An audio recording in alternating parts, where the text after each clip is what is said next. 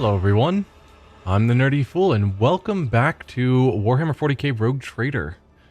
We are picking up where we left off, which feels like we are getting towards the end of this section, at least to my mind. We've fought several of the major people of this place. Had a bit of an encounter that we managed to talk our way out of with the leader here of the Anatomical Opera, which got us access to the rest of our crew at Ulfar, as well as fighting some of the leaders of the arena, and then the ambush that they had placed for us out here. So it feels like we're getting to the end. We had another chat with the Harlequin that has met with us a few times here, and he mentioned something about escape, going through the arena, I believe. So, yeah, feels like we're getting close. I think what we need to do first, though, is go to the pit to try and talk to our Dark Eldar friend, ? And see what's going on with him before we go to the arena. Yeah, let's head that way. In the meantime, though, there's been quite a few announcements from Owlcat about things coming up in the future, which are pretty cool. Their next game they're working on is Dark Heresy, which I am super excited for, because I've always been pretty interested in Warhammer 40k's Inquisition. My tabletop group even played the Dark Heresy 2nd edition game for a while, so that's cool. I've also read several of the novels based on the Inquisition, namely the Eisenhorn trilogy. So, excited for that when it comes out. They've also announced the next several DLCs. The one coming out in a month is about the Arbites, which I don't know a ton about the Arbites, but I think they're sort of an elite police force. So that'll be cool, I suppose. I'll get to know more about them. The other DLCs they've announced, the one coming after that, is following, or I guess investigating a Necron homeworld, it sounds like. And that sounds like it could be really cool. And then the one after that is a ship graveyard going into some sort of horror nonsense. I doubt I'll still be playing the game by then. I'm sure I'll have beaten it, so that'll be disappointing. But yeah, hope I'm still playing when we get to Necrons, because Necrons are cool. Anyway, we've made it to the pit. So let's talk to our various companions, and I'm sure our Dark Eldar companion that I don't remember his name is around here somewhere. Heinrich's stare seems to pass straight through you, but his face tenses, almost to the point of twitching. He nods wordlessly to you. How is your recuperation progressing? It will take some time. I can heal grievous wounds and correct disfigurement, but remake my nerve endings from scratch. Such delicate and painstaking work is beyond my capabilities. Every day with you brings new challenges. Heinrich delivers the last part with a grim smile. I have something to tell you. Irlet confessed to killing Achilles Calander. Do I state that? Probably, but not as our first statement. Because I don't want him to just run off and murder her. What do you know about this place? Regrettably, little.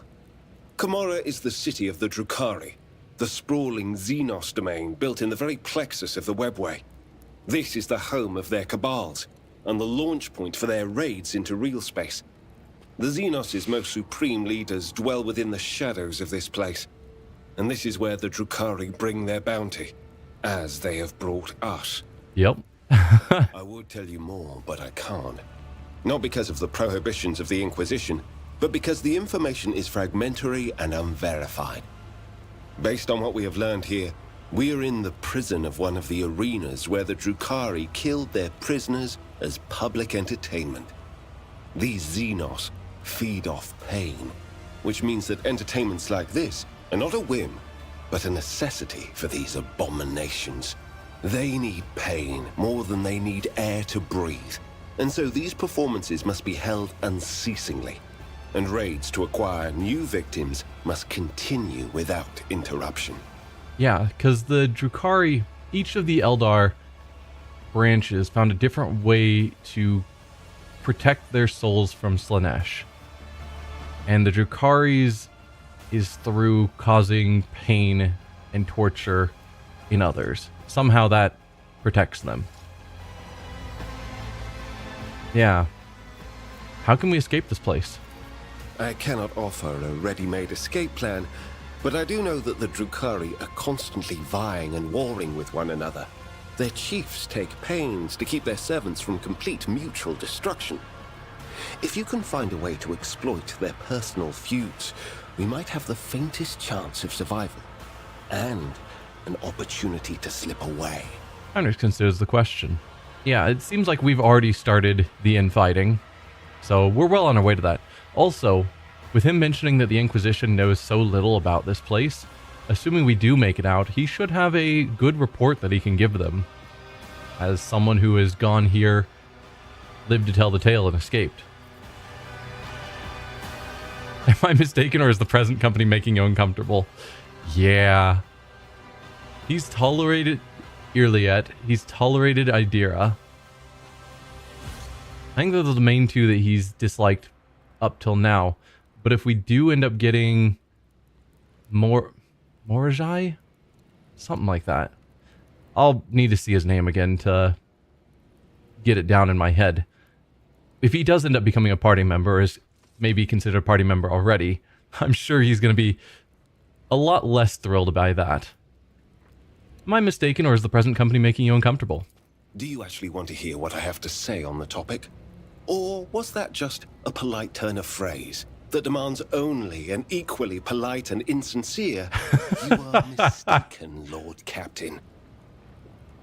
I wish to know your opinion. It's that bad, is it? Or a polite turn of phrase? I wish to know his opinion. I will keep doing what I'm doing. But I am curious to hear exactly what he has to say on the subject. I hope you do not need me to tell you that taking any Drukhari into your retinue is a stunt that falls somewhere between blasphemous heresy and incredible foolishness, let alone a Drukhari who has already succeeded in bringing myriad calamities down on our heads. I cannot imagine even one good reason why you should have taken this step, but I can think of plenty of bad ones, and that is what alarms and troubles me. Yeah. I understand his being upset by the Drukhari. I'm curious if he has anything to say about the other two. Iliad is directly responsible for us being lured into her kin's trap. They plotted against us together. That she herself ended up a captive only shows how nefarious and brutal these creatures are by their very nature. Whatever story she spun you, it was the height of naivety to believe it. Possible, but I don't think so. She seems fairly sincere and honest.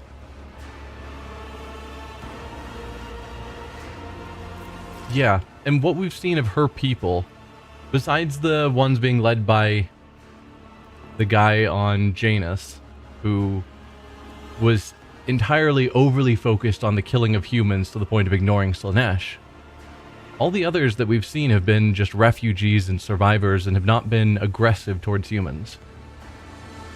So, yeah. If I may be candid, I have certain reservations about Ulfar. Oh. There is no question that he is one of the Astartes, the divine warriors of the Emperor, and his help will be invaluable in our attempts to escape Camorra. However, as chapters go, the Space Wolves are extremely distinctive. I can't reveal all that I know without breaking the prohibitions of the Inquisition, but I'm asking you, be careful when dealing with the warrior. Interesting. I did not think he would have any problems with Ulfar. I don't know a ton about Astartes. I know some. I've read a lot of the, well, several of the Horus Heresy novels, which go into the Astartes quite a bit. But not the Space Wolves specifically. So I don't know what sets them apart, or why the Inquisition would have specific secrets regarding them. That is interesting. Because, you know, they are divine warriors of the Emperor. So the fact that he would be uncomfortable with one of them, that is very interesting. All right. I have something to tell you. Iliad confessed to killing Achilles Scalander. Do we also... I hope we also let him know that she claims to have proof that he was betraying them or something. So it's not just she took out an agent of the Inquisition. Yeah. She confessed to killing Achilles Scalander. By the throne! Why have you still not put the xenos to death? First treachery, and now the murder of an agent of the Golden Throne. What will it take for you to act? A knife in your own heart? Yeah. So we didn't tell him anything. Heinrich stares at you without blinking, then his mouth twists into a pained grimace. I get where he's coming from. She said Scalander had betrayed the Imperium and was himself conspiring with Marjai.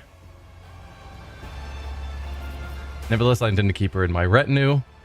Just have to wait and see. We need every ally we can get in this place, if only to enable us to escape and continue to serve the Imperium.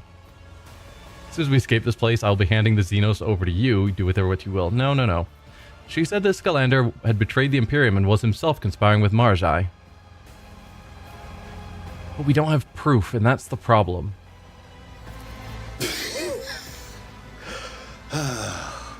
Allow me to state the most likely version of events. The Xenos Iliad embarked on a plot with the Xenos Marjai. Achilles discovered said plot and paid for it with his life. And afterward, they fed you this poorly concocted tale to exonerate the enemies of humanity of wrongdoing. I mean, he's not wrong. A dark and slightly crazed laugh bursts from the interrogator's lips. He breaks off after a moment and proceeds to speak in a measured, icy voice. It's definitely the simplest explanation. That doesn't necessarily mean it's right, though the simplest explanation is usually right.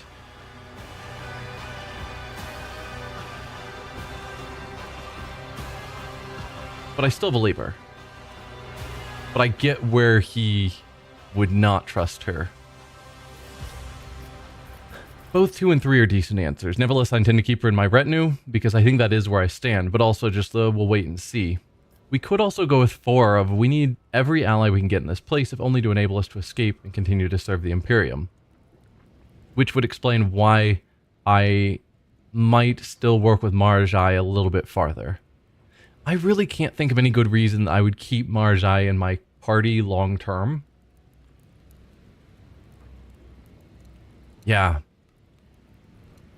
Like, when playing CRPGs, I really don't want to get rid of party members. Like, I want to see all their stories, but there is very little to no redeeming qualities to him that I've seen so far. So, not sure how I'm going to play with that one. We need every ally we can get in this place, if only to enable us to escape and continue to serve the Imperium. The Xenos Iliad must not be enjoying her sojourn in her cousin's capital if she is eager to help her own victim. The irony. Heinrich lets his head fall back and thinks for a few moments. Then he laughs spitefully. Yeah, I get where you're coming from, Heinrich. I think you're wrong about her, but I definitely get where you're coming from. I must take my leave. The Emperor protects. Yep. Yeah. I'm not terribly surprised by how any of that played out. May these instructions protect the machine spirits that serve me from the blasphemies of corrupted technology. Okay, nothing new with you. May the filters of knowledge bestow... May... Okay. Let's see. We'll just swing around. Marjai is here. I'll talk to everyone else first. That way I'm talking to all of my crew. Also, still disappointed that I've got crew members with permanent injuries and there is no way to came back from the dark fix them. Unharmed. Yeah. So says a butterfly struggling in the dark city's web. I will be close, Elentark. and I will support you in the coming trials, if you choose to let me.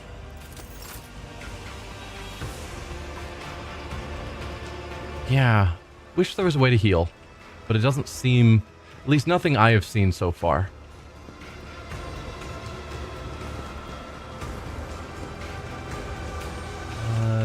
Nope, no one up there. That's just the commissar. Abelard's here, which we still haven't found a way to get his youth back, but that might need to just wait until we get back to our ship and get him a rejuvenation treatment of some sort. Lord Captain. Okay, nothing new from you. Cassia should have new stuff. What a relief to be talking to you again. Your soul shines like the gold of the sun in the darkness of this place. Frail figure, more like an echo of a living human, looks around in dismay. Cassia's disheveled hair is like a shaggy cloud around her haggard face. Her hands tremble as she hurries to smudge a bloody tear on her cheek. Yeah, to someone who can see all of the emotions going on around her, this place has to be awful. I've been through quite a bit of pain on your account. I'm not going to tell her that. It's somewhat true. But she also was going through a lot of pain on her own. But also, when we let her out and she kept blasting us with her third eye, that was less than awesome. How are you holding up? Can words ever describe the joy of being free? Cassia smiles wearily as she examines the wounds she inflicted on herself. As for the rest, don't worry about it. I am the blood of House Celio, its heiress, and I will overcome any ordeal to return us to the Expanse. Perfect. Do you know where we are? Yeah, I don't know. So the webway is different than the Imperium, where our ships normally travel through. Can she see the Astronomicon from the webway? That I don't know. I guess she can only see the Astronomicon when she's actually in the Imperium, because they flood the navigator's corridors with the Imperium when they're traveling through the warp, I believe. So probably she can't see it when in real space, and this probably is equivalent to real space. I don't know. Do you know where we are? Somewhere in the middle of the Dark City, I suppose. They say the human mind cannot fathom the bounds of this place, for the Imperium's largest hives look like grains of sand in comparison. A webway gate built by the ancient Eldari is the only way in. I think you realize as well as I do what that means for us. We need to get out through a webway gate, yeah. Logic test failed. Apparently I don't know what that means. Interrogator Van Calix must have told Cassia about the Dark City during one of your warp voyages. Since day one, those two have preferred each other's company to anyone else's. I wonder what colors you see around you. I mean, I'm guessing various shades of red, black, and other grime, dark colors. There was only pitch darkness inside the homunculus' artifact. But there is scarcely any more light in the streets of the Dark City, in whose blue-black haze I am almost blinded by pain. Clumps of brown and dark green blend with the settling ash of misery, all woven together in a tapestry of every shade of darkness. Cassia frowns as she watches the shadows dancing in the corners. Yeah. You mentioned not being alone in the darkness of the artifact. Was it a figment of a clouded reason, or was there really someone else with you? I don't specifically remember that, but it does sound slightly familiar. But I don't remember what she said regarding the second presence. It was real, Lord Captain. I must confess, I have been hounded by eerie strangers for many years. In my dreams, visions, and warp scryings, they try to reach me. They are tormented. They shout something I cannot make out. And one of those strangers the most frightening one is a woman who always stands aside and merely looks on in disapproval. A dejected silence hangs in the air. Finally, the Lady Navigator says, "So we know she has a special object embedded in her heart, I believe, that came from her mother that allows her to control the rest of House Orsilio. And I'm wondering if that item still had that connection, even here, even in that artifact, that allowed her to still have a connection to the rest of the house and to her mother. I'm guessing that's the woman who always stands aside, merely looking on in disapproval." Unlike the others, her image manifested itself more clearly each time. The refined features of her elderly face, the long white hair, the empty eye sockets glowing scarlet, and a third eye, the eye of a navigator. Once, in the middle of a warp voyage, the old woman dashed toward me and started strangling me. Praised be his mercy, for I was able to banish her to the fringes of my consciousness at that moment. However, that only angered the old woman. Castia's shoulders shake from the memories flooding in. Huh. We're definitely getting a lot more lore here about what she's dealing with than we've gotten in the past. I began to see her ever more often, in shadows, at the edge of my vision, in my own reflection. And it was she, too, who waited for me in the darkness of the homunculus's cage. I know it for certain. Now, you know the last of my secrets, Lord Captain. Do you think I'm going insane? Cassia sighs dejectedly and covers her eyes with her hand.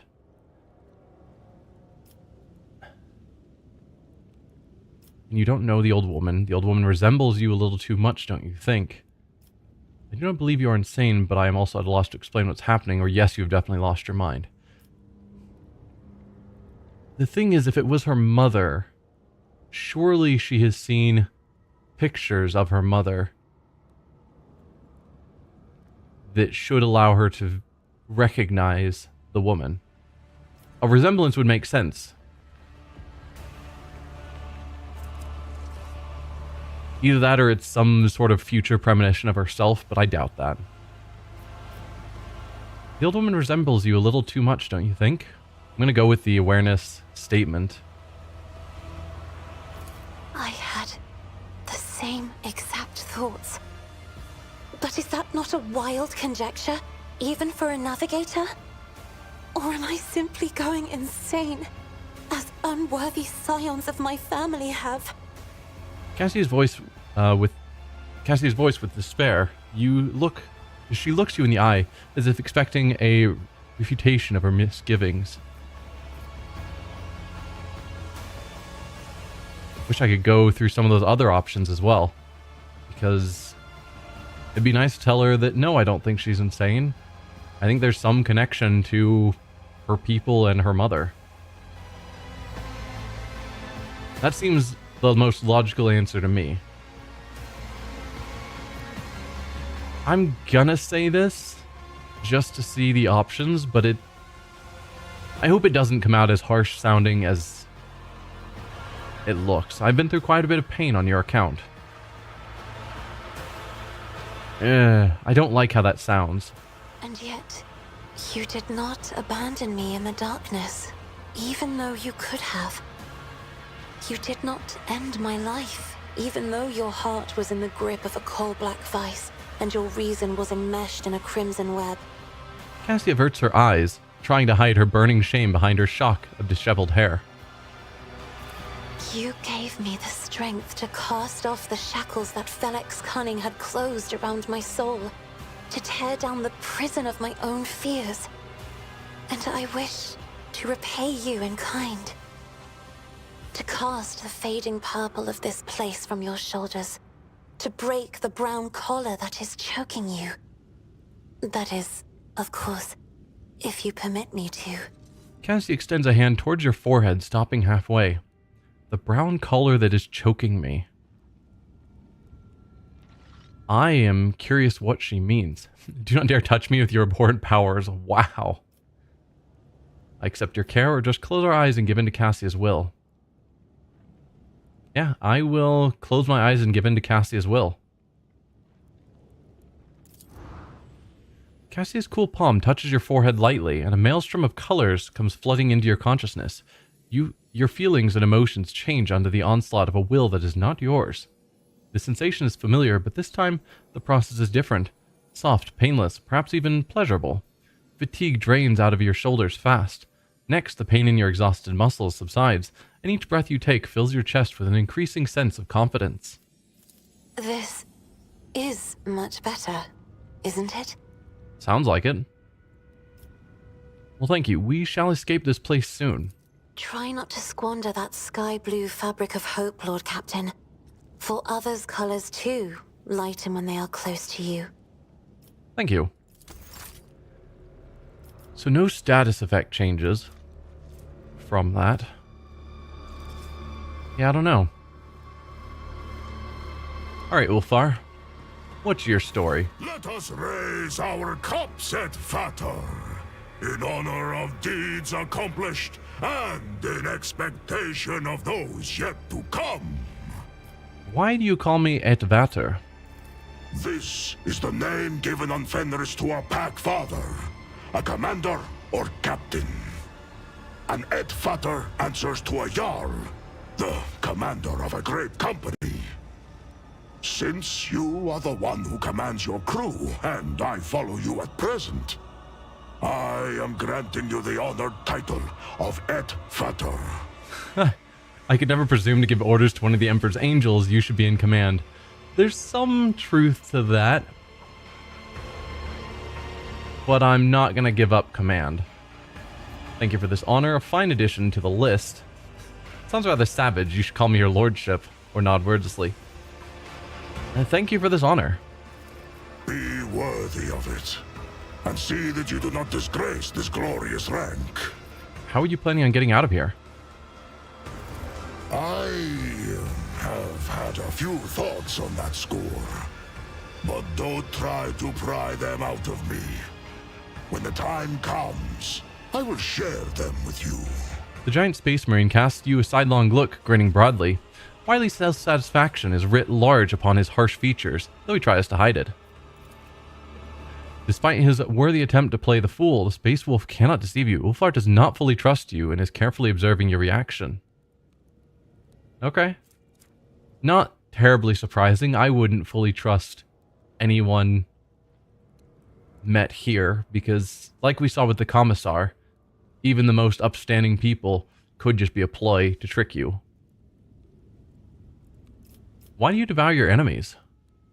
Why do you think? The giant space marine grins, baring his teeth, and inquires innocently. Why do I think? Could be hunger, but it didn't seem like it. You guys might have some sort of belief that eating your enemies grants you strength. There are many cultures that have had similar views. I don't know. The Omophagia is clearly involved here, the genetic gift granted to the Astartes by the Emperor. The organ links the brain and stomach of a space marine, allowing him to absorb information from the genetic code of any flesh he consumes. Wow, that's convenient.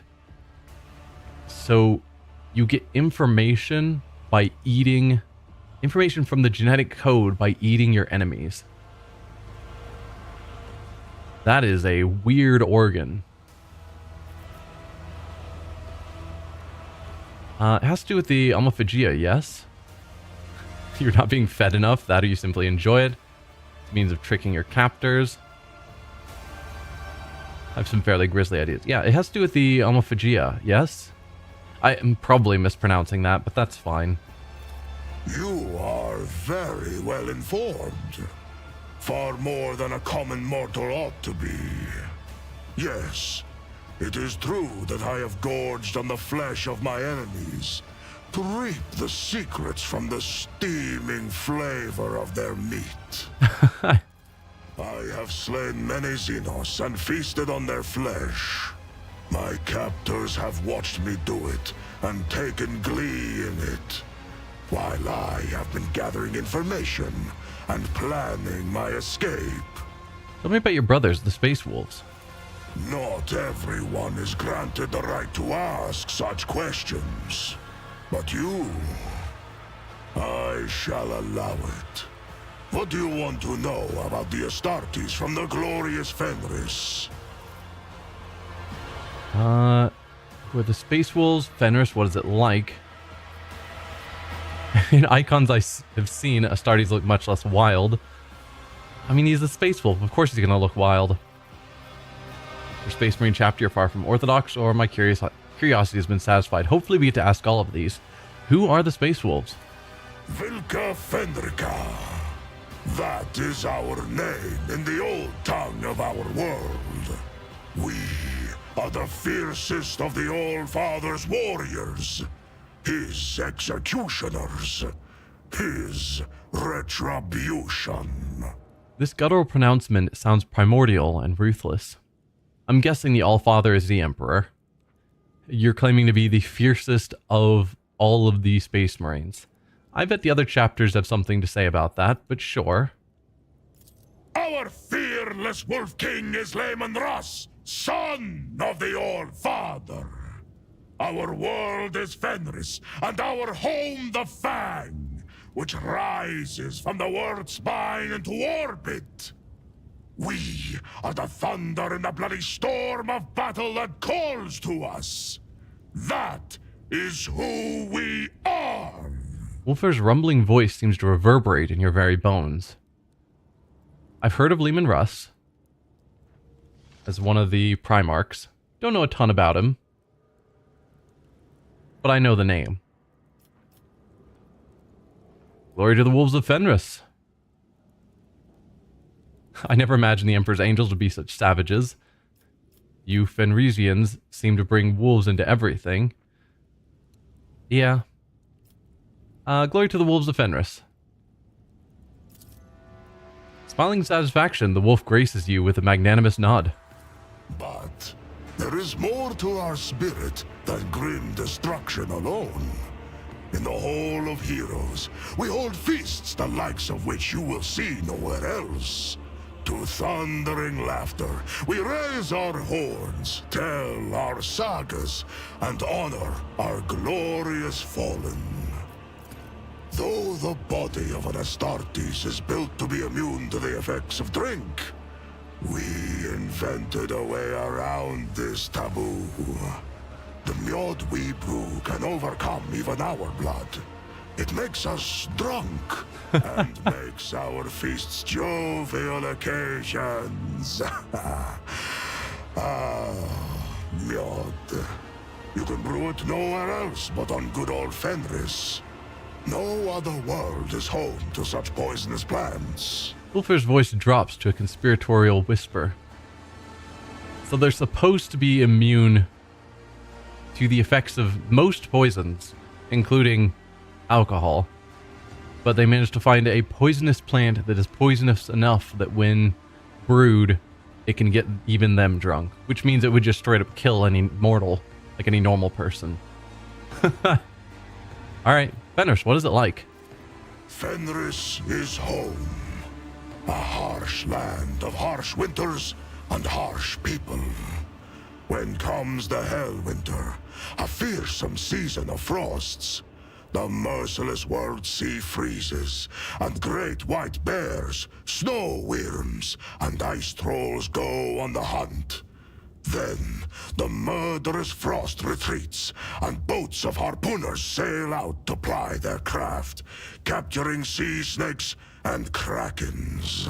Sounds like an epic world that I hope we never have to visit. The giant's gazed claws. Yeah, there's a lot of dangerous stuff you've mentioned. And then comes the season of fire. Volcanoes awaken. Waves wash over whole islands, and only the land of Asaheim offers salvation to those whose blood and grit win them the right to live upon it. Clan fights clan. Crows circle over battlefields, and wolf howls rise up to the sky. That is my beloved home. There is no place in the universe like it. Wolfar concludes wistfully.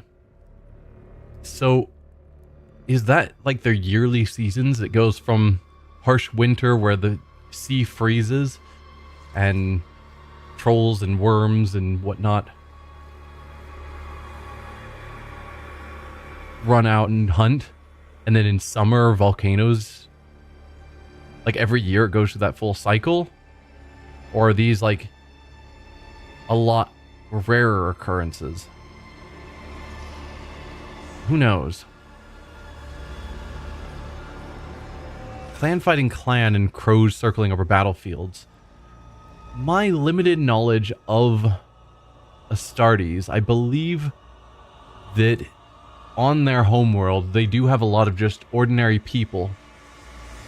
And the ordinary people are constantly fighting to prove themselves, and the strongest and best of the people gets chosen after trials to be granted the various genetic organs and whatnot that turns them, and whatever the procedure is, that turns them into a space marine. But they start out as normal people that have proven themselves. So that's probably what he's talking about here, is that just ordinary people, clans fighting its clans over massive battlefields to survive on the tiny bit of land that remains. And those who survive are, I guess, on the first step to proving themselves worthy to become a space marine. Tell me, Edfater, what is the most fearsome foe on Fenris? Wily glint appears in Ulfar's eye. I would guess the space marine. Lore Imperium test failed. Fenris is known as a death world for good reason. There must be dozens of lethal creatures that inhabit the planet, but which is more fearsome than all the rest? The cold, the ocean, humans, wolves. Most fearsome foe is treachery. Some kind of huge monster that rules over all the others. The Lord of the Ice Trolls. Space Marine's not an option. Though usually humans, all things considered. And you could claim the Space Marine is human. But I would guess that the people on Fenris have learned to survive and beat all the various other monsters. And so the only challenge left that they're fighting amongst themselves, clan fighting clan. So I'm going to still go with humans. It is true that humans are more dangerous than any animal, but true terror does not come garbed in familiar flesh and blood. Did he ask which is the most terrifying? What is the most fearsome? I suppose. I read that more to be which is the most dangerous, but if he was meaning it as written of which enemy creates the most fear, creates the most terror, then yeah, maybe not humans. I don't know. The curse of the Wolfen is the most fearsome and most terrible foe on Fenris. In the heart of every brother, there lives a dark beast, bloody and forever ravenous.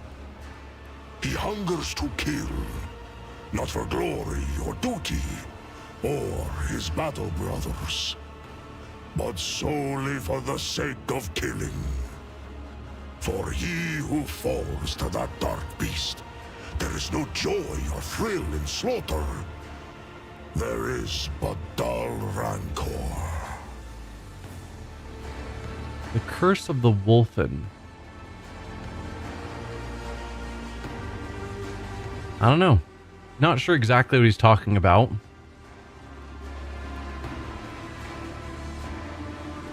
But it sounds like it's just that every Space Marine has the potential to fall into a battle frenzy, not caring about glory or duty, but just the joy of killing, the thrill of the slaughter. Well, no, I guess they're supposed to have... Those who fall to it no longer have the joy or thrill in the slaughter. just dull rancor.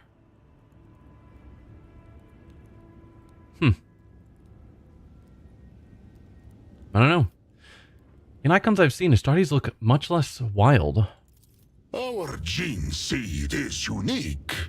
Lehman Russ blessed us with the Koronus Helix, a genetic gift that heightens our senses, making them sharper than those of brothers from other chapters. The Koronus Helix kindles a bloodthirst in our hearts and changes our appearance to resemble the lethal wolves of Fenris. Yeah, so each Primarch granted their chapters a different gene seed that has their own unique abilities based on the Primarch. And I don't know how that got designed. I don't know if Lehman Russ is uniquely wolfish, and so when he passed on his genes, it had that wolfish trait, or if that was something he picked. Again, I don't know a ton about the Astartes. But yeah, they each have their own oddities. Like the Blood Angels having their sort of vampiric aspect. And I guess you guys have heightened senses and a more wolfish appearance. For a Space Marine chapter, you are far from orthodox. The wolves do not take orders from outsiders. We keep the old ways, not the Codex Astartes. We fight in packs, and we are trained and healed by our wise rune and wolf priests. We do not find honor in adorning ourselves in laurels, but instead etch the full names of our fallen kin as a promise of vengeance, and draw strength from that promise. So there's a Codex Astartes, which is presumably a set of rules that Astartes are supposed to follow, based on the name. And they don't follow them. They keep some sort of old ways, whatever that means, rather than the rules established for the Astartes. Interesting. What do you believe in? We believe in the great wolves, in the deadly Blackbane and fierce Drakan the Thunderwolf, in the redoubtable Hagar the Mountain Wolf, and in the bloodied Hunter, in the wolf that stalks between stars, who follows us wherever we may go, and in the uncanny two-headed Morkai, guard of the realm of the dead. Of the great wolves, some show us their favor. Others are more malign. But each teaches us a lesson. For that, we praise and honor them. Yeah, I was wondering the same question. Does that mean you do not believe in the immortal emperor of humanity as a god? Because they talk about... He spoke of the Allfather. I'm assuming that's the Emperor. But when asked what they believe in, he doesn't state the Allfather, he talks about the wolves. Do you not believe in the immortal Emperor of humanity as a god? The Allfather is not a god. He is the best of all humans, our perfect forebear. His blood flowed through the veins of Lehman Russ, and Russ's blood flows in me. Does that make me a god? My respect for him has no end, and I am ready to die for him. But what place does faith have here? Is the All-Father like the massive iron wolf, whose every tuft of fur forms a mountain on the surface of Fenris? Ulfar heaves his mighty shoulders. So yeah, they don't worship the Emperor as a god. And again, my knowledge of the Astartes is from the Horus Heresy, and I know from back in that time, the Emperor was very much not considered a god. And really, it was just the very start of some people starting to worship him as a god, and that was considered apostasy and heresy, because the Emperor had made it very clear that there were no gods. And that's what was being taught as they spread humanity, is that there were no gods, and the Emperor certainly wasn't a god. And there were just minor cults that started worshipping the Emperor. So, yeah, I guess it doesn't surprise me that some or maybe all Astartes chapters don't view the Emperor as a god because of how close of a connection they have to him. I mean, as he describes it, he essentially sees the Emperor as sort of a grandfather figure. And therefore not to humanity. Like humans, the Emperor is, you know, a god sitting on his throne on Terra. Terra itself being a holy place. But if you're able to just say, yeah, my blood comes from Lehman Russ, and Lehman Russ is the son of the Emperor, does that make me a god? It's like, okay, I can see from that perspective that you... And to us mortals, it's like, no, we wouldn't call you a god, but there's a reason you're called an angel. You definitely are a step apart from the rest of us because you've got the Emperor's blood, you know, twice removed in you. Or is he as enormous as the sun wolf, which rises to hunt every morning and fills our world with light? The All-Father is not a god, but the highest of humanity. Ordinary humans struggle to grasp this.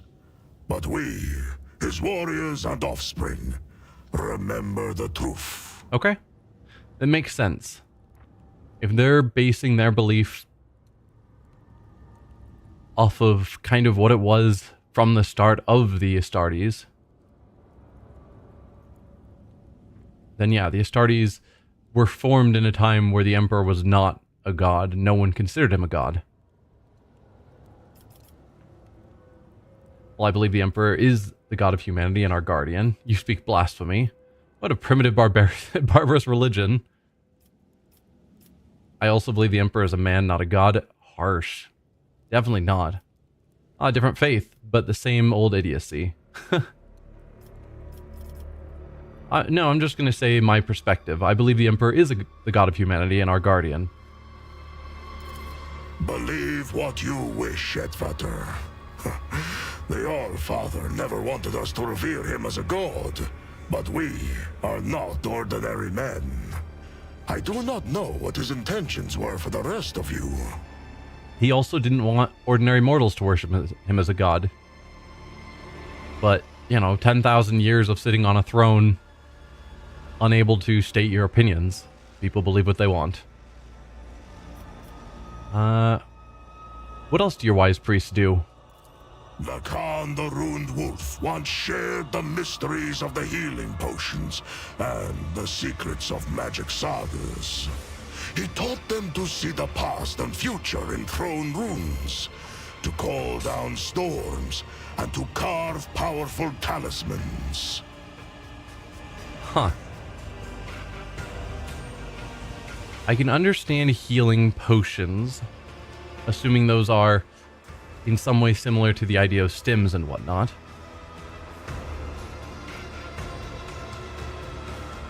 Seeing the past and future in throne runes. Again, if you have psykers, that's definitely a thing. Yeah. A lot of this, I think, depending on what you're meaning with it, could be real and not just heresy.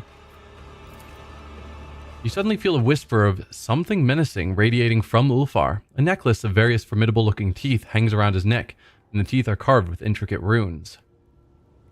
Because typically when we see runes carved with a connection to the warp, it's almost always chaos worship.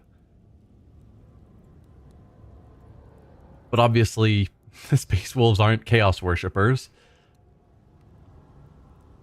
So maybe there's some holy good aligned warp runes? I don't know. Point to the wolf necklace Ulfar is wearing. Is that a powerful charm? The All-Father gifted you with strong intuition. This was made by Skadi Twice-Thinker. The spirits liked him and one could feast a whole long Hellwinter night to the words of his saga. So keen was his mind. He was my friend. Ulfar's face, lit a moment ago with ruthless pride, seems to darken as if a shadow passed across it.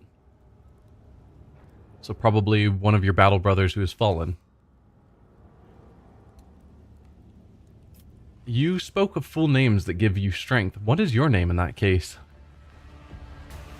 Are you willing to tell me, or is it a secret that you need to protect except with your own battle brothers? I don't know. What is your name? Ulfar Redmane. That is what my brothers call me. Okay. I was expecting a full name to be longer, I guess. Ulfar Redmane. Makes sense. Given the warrior's boastful nature, the indifference with which he revealed his name is surprising. It seems he does not trust you enough to disclose his true name. Okay. That's fair. So, as I suspected, he wasn't willing to give me his true full name. I understand. Do you? And there I was, about to round off my story with a short 400-verse saga about the gifts of Lacan the Rund Wolf. I would appreciate that, though it would take time. My curiosity has been satisfied. Should what I told you reach other ears, I shall take your tongue. Ulfar leans towards you and with a friendly, only slightly feral grin, says, "Yeah, I can keep a secret. I don't know how much of that I'm not allowed to tell, because a lot of it seemed like reasonably common knowledge. How did you end up here?" What do you want to know? What brought the space wolves to the Expanse? Or how I ended up in the non-human's Dark City? Both, actually. We do know that the Inquisition called a couple of chapters... chapters. He called some Space Marines here, and I'm guessing him and some of his battle brothers were at least part of that group that came here. Why did you come to the Koronus Expanse? An inquisitor by the name of Calcazar put out a call for aid. My wolf lord did not refuse him, and had 2 packs deployed to the Expanse. We never trusted this ally, but a blood debt for a service rendered in the past forced our hand. Huh. You don't trust the Inquisitor. That is very interesting, because Inquisitors are usually held on very high esteem just for being Inquisitors. You didn't trust him, but for a blood debt you were forced to do what he asked. Weird. Okay. Failed the Lore Imperium test. Problem is, we're making all these tests ourselves, and we only have one skill that we're actually reasonably qualified in. So, yeah. We had a 0% chance to succeed at this one, and shockingly, we did not succeed. The Inquisition wields immense powers. The entire chapter might have come to the Koronus Expanse had Calcazar requested it. What debt did you owe to the Inquisitor? I definitely hope I can ask about why you do not trust the Inquisitor. What debt do you owe the Inquisitor? He saved our brother who had lost the pack and was unable to look after himself or the chapter's honor. Calcazar returned our brother to Fenris and kept secret the misfortune that had befallen him. The Jarl knew that the Inquisitor's actions were driven by opportunism and the desire to have us mighty warriors in his debt. But honor forced him to be hospitable to the stranger and swear an oath of friendship. Ulfar's voice turns cagey. Yeah, so the Inquisitor was not doing it because it was right.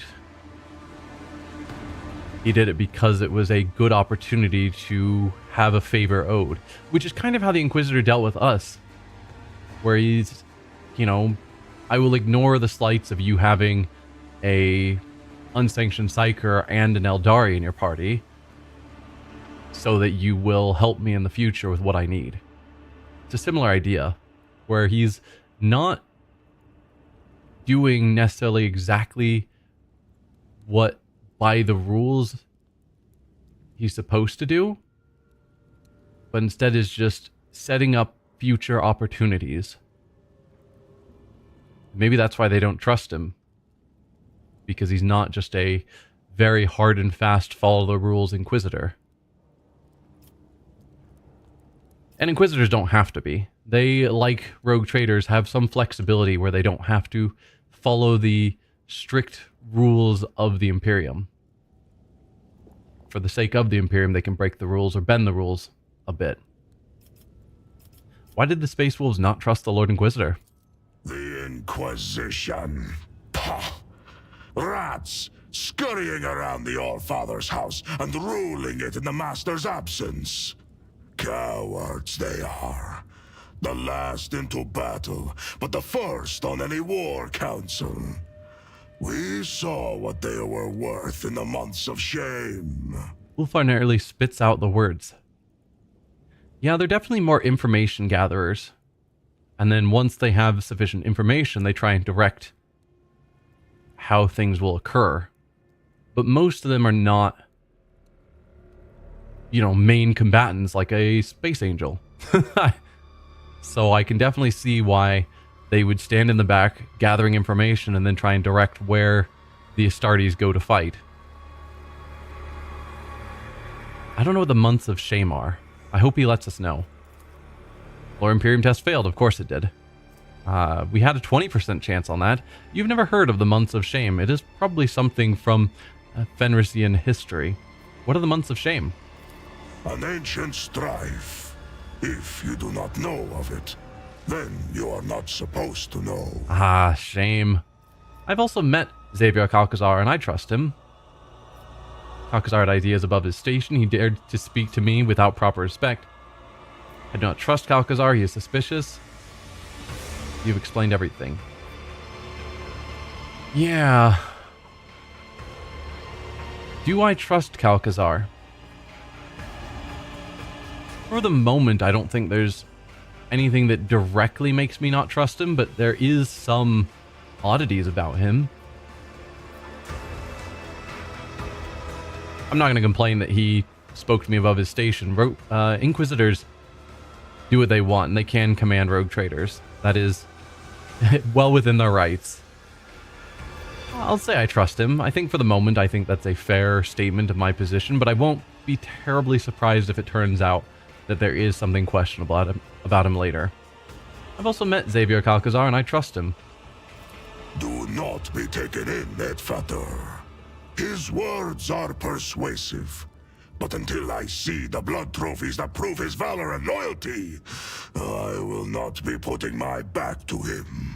Again, just because someone's not a warrior or collecting blood trophies does not mean they're not doing good. There's much to be said about intelligence gathering and then directing war efforts from the back. That arrogant chief thought he could give us orders. But we wolves have always followed our own instincts and hunted in our own way. I wager that boiled his blood. The red-haired space wolf chuckles smugly. Yeah, you didn't follow his orders, and you found yourself separated from your crew and in Camorra. Would that have happened if you had followed his orders? I'm just saying. I'm not sure that you made the right choice there. What do you know of Xavier Calcazar's plans and objectives? In warm furs, the old man does shroud his body. In cloaks of secrets woven, shrouds the sly man his plans. To know his dire purpose, swallow not the words of poison, but his gristle. Huh.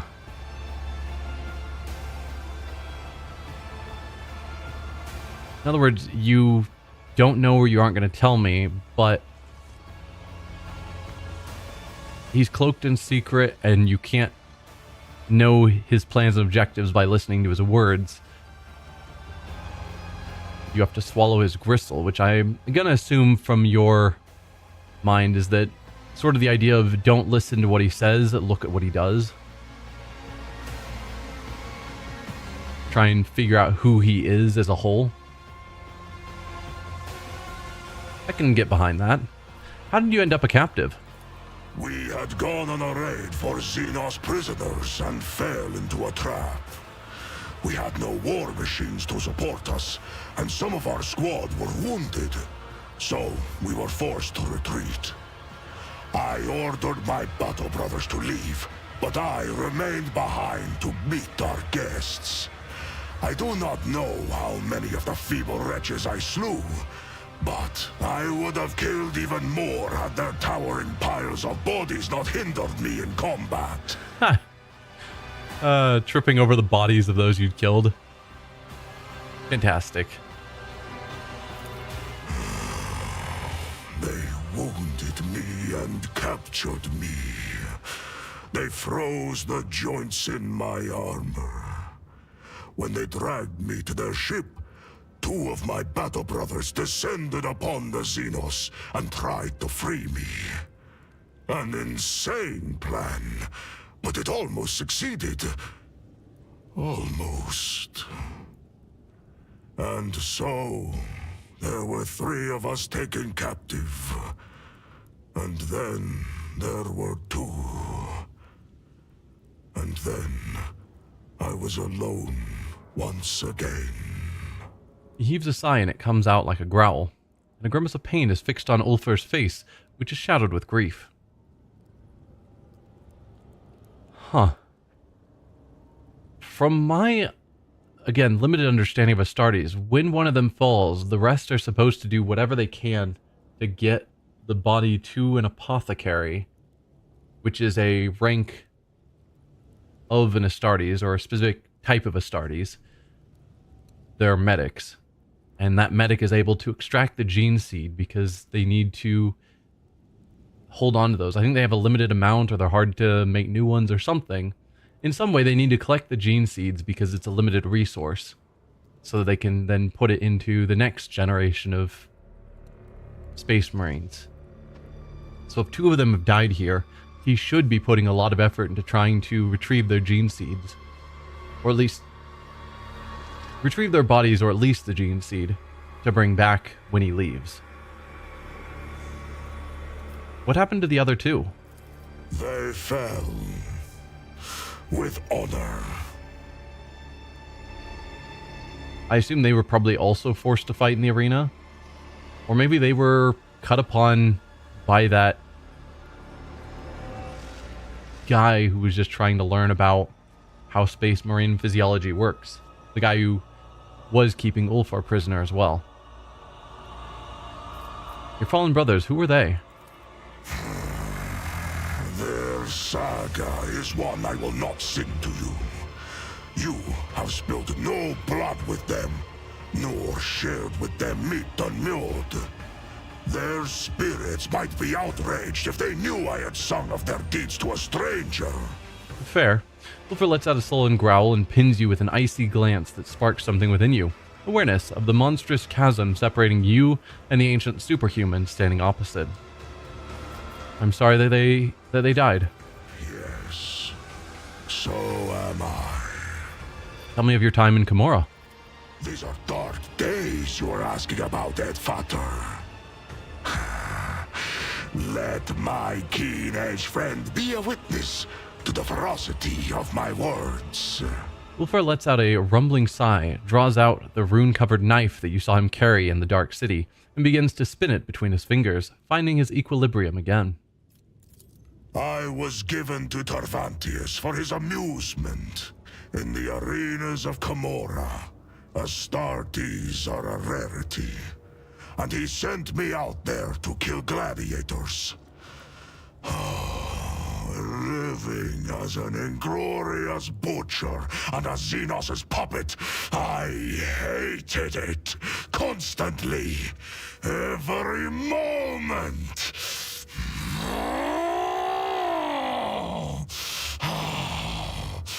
I had to take care of my mind before it was twisted to the seven hells. With every word, the bitterness and hostility in Ulfr's voice grows. Then after an roaring and raging in Fenrisian for a time, Ulfr catches his breath. Every morning I made entreaties to the Allfather, and every night I appealed to Russ. I trained my body, read the litanies, and in the darkest moments, I recited my own saga. I recalled every battle, every wound, every brother. And that is how I survived. The red-haired space wolf fixes you with a fierce... I always survive. With a fierce glower and then turns away. So he does make entreaties to the Allfather and to Leman Russ, which, to my mind, sounds almost like a prayer to a god. But he clearly doesn't seem to see it quite the same way. But if you're locked in a cage and making entreaties to a being on the other side of the galaxy, that sounds like a prayer. So he has some sort of worship, even if he doesn't want to call it worshipping the Emperor. And you know what? I don't know how long he's been here, but we, a strong follower of the Emperor, ended up here to rescue him. So it seems like his entreaties worked. I see. This was a bleak saga, Edvator. I wonder if this is just going to take me to those same questions. Answer a few questions about yourself. Instinct bids me to remain silent. Such knowledge is not to be shared with just anyone. Only those who possess my complete trust. Ulfr sucks in a breath, tasting your scent. Alright, I must take my leave. Fenris Hylda, Edvator. Alright. Definitely got a lot more information about him, which is cool. One more companion to talk to. Morjai, where were you? Or Marjai. Marjai Azresh stares down at you from his formidable height, his head slightly tilted to one side. The lean, wiry Xenos is encased in black armor. Not even a sliver of a gap has been left between the tightly fitting plates, which bristle with mutely gleaming barbs and hooks. Set in a white face, striated with crimson tattoos, dark eyes devour you, burning with predatory, malevolent interest. I want to know what happened before you took me to Komora, what happened to you after the trial. When given the chance to join me, you took it readily. That surprised me. Tell me about Komora. Any thoughts on how we can escape this place? Yeah, what happened before you took me to Komora? You want to know how and to what end I orchestrated all of this? Ask your questions. Marjai narrows one eye. Why did you kidnap me? When Irimaris ordered us to lay waste to the monkey settlements, Tazara and I encountered resistance. I have hunted your kin too long not to notice how well you in particular were fending off our attacks. The rout in Tazara's arena, the appearance at the plundered vessel. Your kind are usually powerless against us, but not on that occasion. I began to suspect that you could not have managed it without outside help. Help from our side. Yeah, so this is where things get confusing to me. Assuming Irlia is telling the truth. Because the claim, We know that we got our information of where to go from Achilles. Irelia is claiming that Achilles got his information from working with Marajai. Marajai is saying that he has no idea how we got our information. Clearly there's someone lying amongst this group, and the most likely one, as much as I don't want to say it, is Irelia lying about Achilles, or at least misunderstanding the circumstance with Achilles. I began sending out spies and assassins. My eyes and ears infiltrated your vessel, your cities, and they discovered a trail that led back to one of your worlds. A trail that ended with a burned monkey, the source of the information about where and when my cabal was going to strike. A little trickery to draw you away from the planet. And I had your little informant in my grasp. Marajai waves his hand. Okay, so he did figure out it was Achilles. How the information was reaching his agents, the burned monkey himself did not even know. But based on the units involved and other details, it was clear. No monkey in real space could have gathered such specifics about raid complements and objectives. No, it was inconceivable.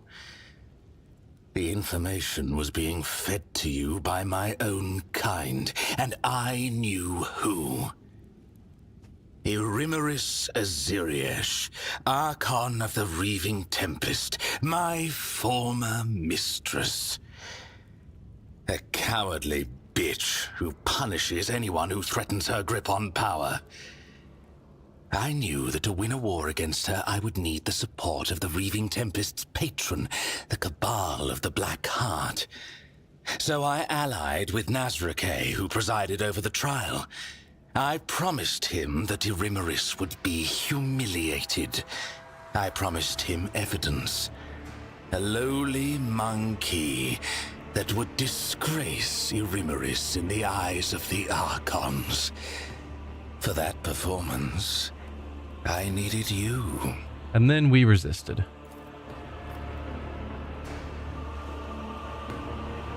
Alright, so he knew Achilles was our source, but he couldn't figure out how Achilles got his information. But somehow he believed it was Irimeris. But no statement of how he determined who. And it's weird to me that Achilles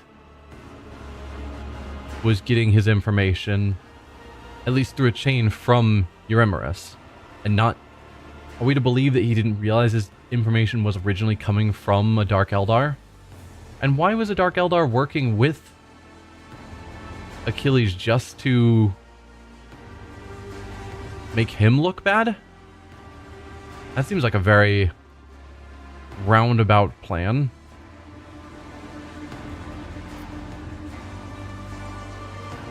You have spies aboard my ship. Of course. If I'm not mistaken, you met the infiltrator yourself.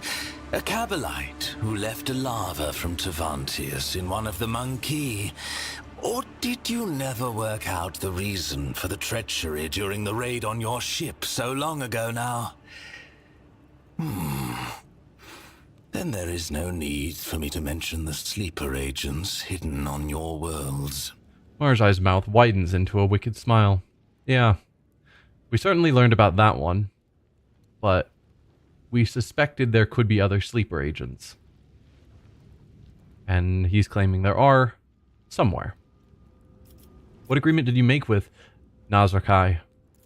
Overthrowing an Archon is far from easy, even one who has already tarnished her reputation. Every member of a Cabal has their supporters, and Irimeris is no exception. Nazrake promised me a sham trial in the Obsidian Court with a predetermined outcome. Irimeris should have been convicted and dethroned. I was supposed to take her place and turn the Reaving Tempest into a loyal vassal of the Black Heart. Okay, so the Reaving Tempest and the Black Heart were roughly equivalent organizations. Euremus turned against him as a member of the Reaving Tempest, and so he decided to work with the Blackheart to take her place, but then move the clan down to being a vassal of the Blackheart. Which seems bad for everyone else in the Blackheart, but good for him if it had worked out. Nazrake was supposed to be the axe that fell on her neck, but it fell on mine instead. It was devious and worthy of praise, but why? A secret pact with Irimeris, or is there another reason? I will tear the answer from his throat along with his final breath. Yeah, so the Archon of the other organization that he decided to join hadn't rigged the trial fully or sufficiently enough to actually get Urimeris dethroned. Is that we just resisted too hard? Or did Nazarkai actually betray him? Currently don't know. It must be said that Nazrake did not have to try very hard to turn the court against me. Not after the stunt you pulled before the assembled Archons. The Drakari tosses a hate-filled look at you. Yeah. The tribunal, what was that about? I was being tried by the Inquisitor, and Heinrichs and Theodore were there? Why? Yeah. What was that? I have no idea what you saw in your stupor. The homunculus's creature does not elicit specific images. It muddles your mind, forcing it to paint suitable pictures evoking confusion or fear. Neither Devantius nor I care about fussy monkey rituals. The lava must have created a suitable environment for you. One in which you would be more willing to answer my questions in the Obsidian Court. Okay. So they had no control over what we saw, just that it would put us into a situation where we would be afraid and willing to answer questions, which, you know, being thrown in front of the Inquisitor and the Rogue Trader would usually be a good perspective, except that we were aware it was wrong and have the willpower to resist that. What were you and Tazara doing in my protectorate? What do any of my kind do in real space? We were reaping. Kamara was clamoring for meat. The Dark City had suffered losses in the latest disjunction. We needed sources of sweet pain to prime its minds and bodies. When the Archon bade my cabal collect the harvest from the region, I did not suspect that it would turn into this game between you and me. I consider it less of a game than you do. I'm just trying to protect my protectorate. You and Irliet conspiring together, how did that come about? Conspiring? No. There was no plot between us. She merely rushed to my bait. At first, I planned to use the one you trusted, the burned monkey with whom we had spent long hours awaiting your arrival. But my cousin was so swift. Afterward, she tracked down the monkey, killed him, and took the device that he had been using to contact me. So they did actually manage to corrupt him and get him ready to work with them. Again, there's the possibility Heinrichs is telling the truth, that Achilles... Yeah. Heinrichs could be right, and this could be a lie that he and Irliet fabricated to make Achilles look like the guilty party. But that's... I guess that's the answer to the question I've been having of, if Achilles was working with him, then why did he not know that we were getting our information? No, Achilles was somehow getting information from Urimeris. We still have no idea how that was happening. And it was only after he got to Dargonus, captured Achilles and tortured him for a while,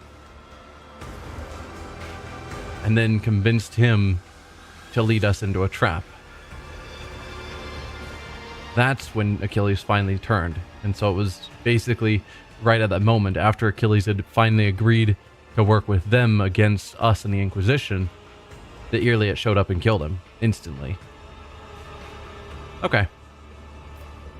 I planted the first poisoned seeds in her soul back at our first meeting. I dropped a hint that I knew what had become of her world. I lured her in and left her with you. Time took care of the rest. That and an unpleasant discovery aboard your own ship. The chunk from the craft world that's in our throne room. Or our office, not really throne room, whatever. I did not ask her to hand you over to me. No, doing that would have made my poor cousin doubt herself even more than she was already. I simply told her where to seek out the traces of her craft world and the answers to her questions. A favor for a kinswoman, nothing more. And then I made ready for your arrival. For the only way she would reach that place was with you. Yep. I cannot believe that Achilles betrayed humanity.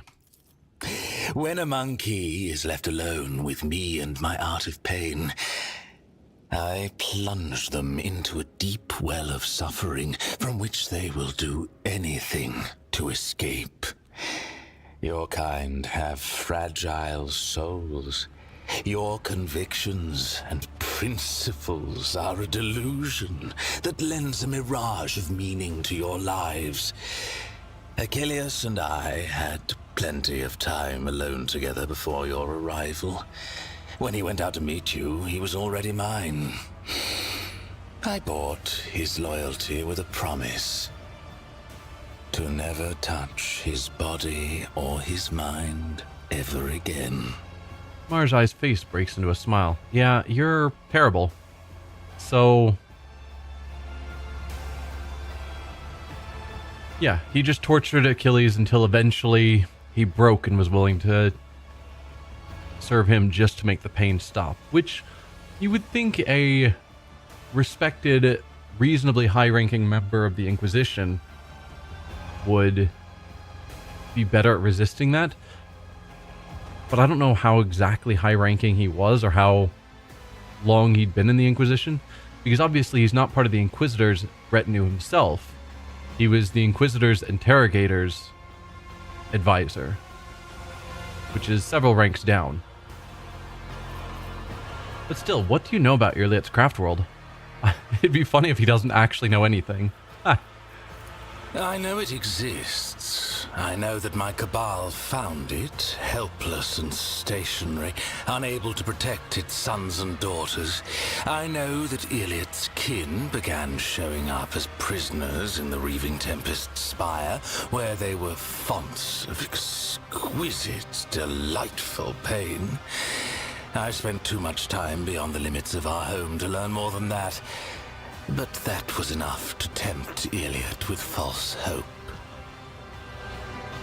Yeah, so you had no intention of helping Iliad? Of course not. Why? Why would we think he actually wanted to help her? He might help her now that we're kind of theoretically maybe on the same side, or at least temporarily working together. But he doesn't really see her as kin or family or whatever. She's just a tiny, minor step above humans. Monkey. Because at least she's Eldari. So you had no intention of helping Iliad. Yeah. Yep. Why do you say that? I promised to reunite her with her kin. A long-awaited reunion in a torture chamber. I find that very touching. They would have had so much to discuss. But there would have been time for fun as well. We cousins get together so rarely, after all. That was a very well done voice line as well. I approve. But Marjai laughs long and deeply. Yes, he did. Tell the truth now. We've already had words. I have no reason to conceal the truth now. Iliad has outlived her usefulness to me. Watching her face as she learned the truth was priceless. Yeah, you really are a monster, and I can't think of a reason long-term I would want you on my team. Which makes me feel bad, but I guess when I get out of this conversation, he probably shows up in my party, and I can check where he falls on the dogmatic, iconoclast, heretical, and it would not surprise me if he shows up as strongly heretical. What were those creatures with you when you captured me? Mandrakes. A foul breed that lurks in the bowels of Komorra. Their ability to find paths through the shadows was put to good use. I promised them forbidden trophies from the Reaving Tempest's coffers once I am Archon. Marjai hesitates and then gestures to indicate that he has finished speaking. So, yeah, that's a promise you can't fulfill. You made a promise to the Mandrakes that you cannot keep. Aren't you afraid of retribution? I guess I don't know how dangerous a couple of Mandrakes are to a Drukhari. Like, is it a problem if he can't fulfill it? You made a promise to Mandrakes that you cannot keep. Aren't you afraid of retribution? Let them come for what they're owed. They will regret it. The Drukhari scoffs. Despite his self-assured words, concern brings a furrow to Marjai's brow.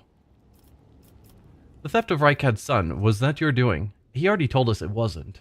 Which he might have been lying, but he seemed to be honest about it. That's not to say it's not something done by other Drukhari, because we're pretty sure it is. But I don't think it was directly him. The theft of Rykad's son, was that your doing? Did you not hear me when I answered you the first time? I do not like to repeat myself. Yeah, okay. That is enough for now. Then what else do you need? Oh, I didn't realize that was just one question. You have a lot to say, Marjai. What happened to you after the trial? I was handed over to the witch cult to do with as they wished. First, they made me fight the dregs in the arena, and then, once they had had their fill of my debasement, I was granted entry into the blood-stained proselytes. What did you hope to gain by agreeing to become a proselyte? You not find much favor among the witches, it seems. Yeah. What did you hope to gain? The continuation of my existence. When I lost my standing, I became fair game for anyone tempted by the prospect of slaying a disgraced Cavalite, for vengeance or just for the pleasure of the kill. In Komorra, a lone Drukhari is a target. My talents may be prodigious, but I held no illusions about my chances. So he just wanted a group that would also protect him. You did not find much favor among the witches, it seems. You cannot hope to understand the intricacies of Komorra and how it is structured. We are all each other's allies and worst enemies here. Towers of strength and duplicitous traitors both. The cults have always been half a step below the cabals in the hierarchy, and the witches relished the chance to abuse someone who once looked down on them. Makes sense. That will do. If our conversation is finished... Marjai impatiently clicks his fingers. Apparently not. There's still lots more options. When given the chance to join me, you took it readily. That surprised me. I had no intention of ending my days playing the role of meat in the arena. And then you blithely offered me an alliance after what I'd done to you. Why? Marjai leans in and locks eyes with you. That is an excellent question. I required help to escape from Komorra. I value good fighters and you are one. You intrigue me. I wanted a pet xenos in my retinue. I've already got one of those. I pitied you or none of your business. I require help to escape from Komorra. So our interests align. For now. The for now is the important part. I don't think long-term our interests are going to align. Tell me about Komorra. The Dark City is the bastion of the Drukhari, the most magnificent of all our strongholds. The cabals, witch cults, and the incubi inhabit the place, with swarms of scourges flying overhead and a myriad of misfits and horrors, including the covens of the homunculi wallowing underfoot. Which do you want to know about? You are from a Drukhari cabal, correct? The cabals are the foundation upon which rests the power of the one who rules Camorra, as Drubile Vect. Whether it is a mob of berserkers or an organized cartel, their essence is the same. An army of killers, ready to ravage entire worlds at the behest of their leaders, or to rip out the throats of a neighboring cabal in a war declared by the Archons. Okay, so terrible place, got it. Wish to know more about the witch cults. What more do you need to know that you have not already beheld with your own eyes? They are the mistresses of the arenas, and they're the gladiators who feed the audience in their ravenous agony with exquisite spectacles. Cults often travel to real space on the Cabal's raids, to revel in the pain and to capture fresh meat for their arenas. So, does that mean every witch cult is under a specific cabal?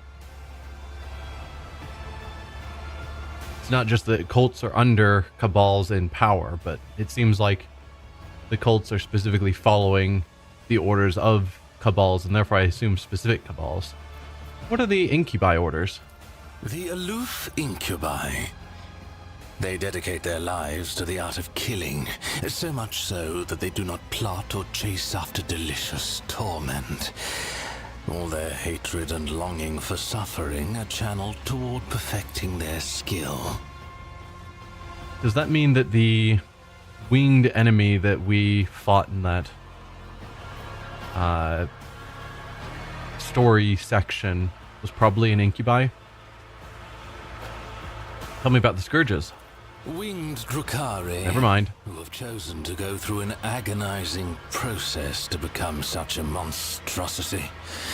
They escort raiding ships and inflict the first strike on the enemy.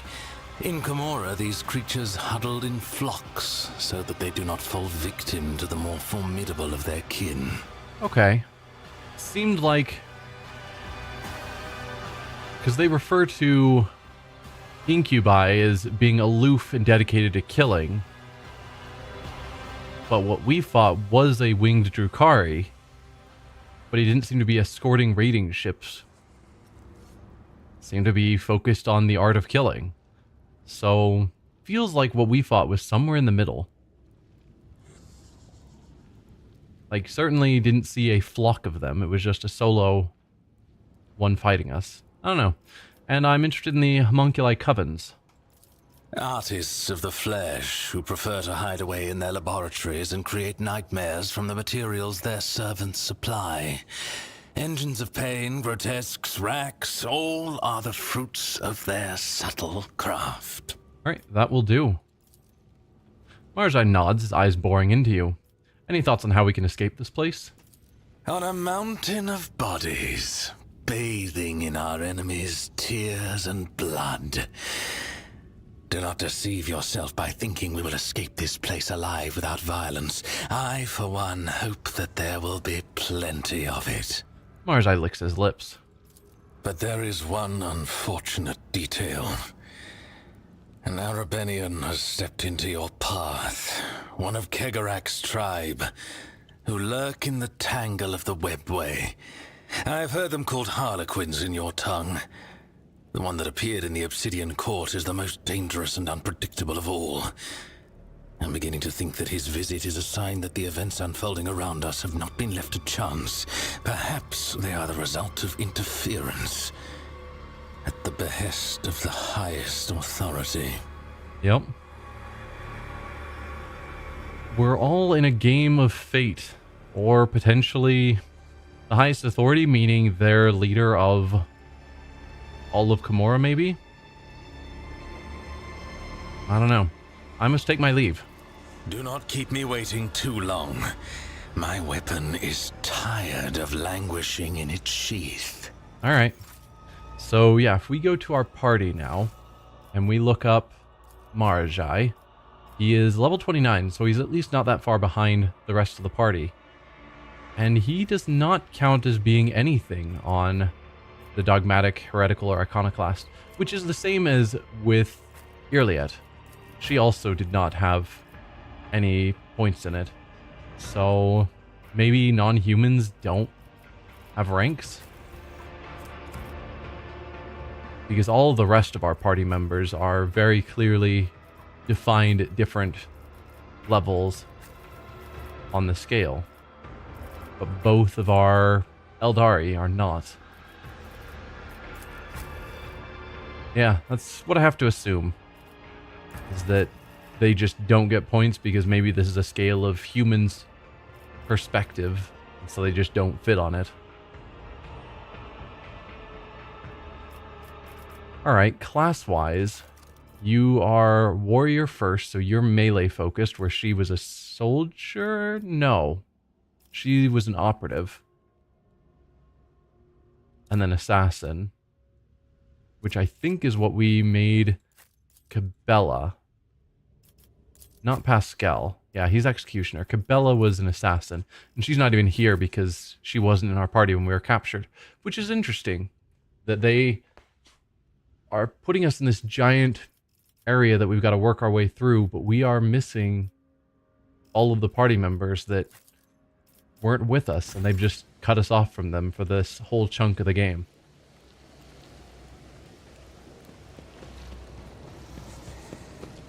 But I guess that's that. If we go to our journal, yeah, the Gene Stealer cults we know nothing about. Until the circumstances are remedied. Can't do anything with. Yeah, this is where I thought Chapter 3 was going to unfold, is going to Footfall with the other rogue traders and the Inquisition. But no, we're spending at least a bunch of this time here. So yeah, we need to go deal with Koronus at the arena. Killing her is the only way for the Lord Captain to buy precious time to escape the chasm. And the rest of these, I think we can't do anything further with. Last will. The Lord's Captain's allies want to meet him in the pit to discuss what to do next. I feel like we've already done that.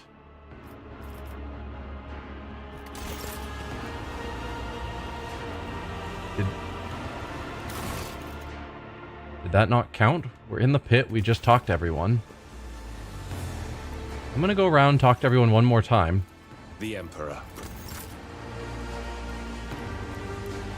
But I'm guessing, unless I missed someone. Yeah,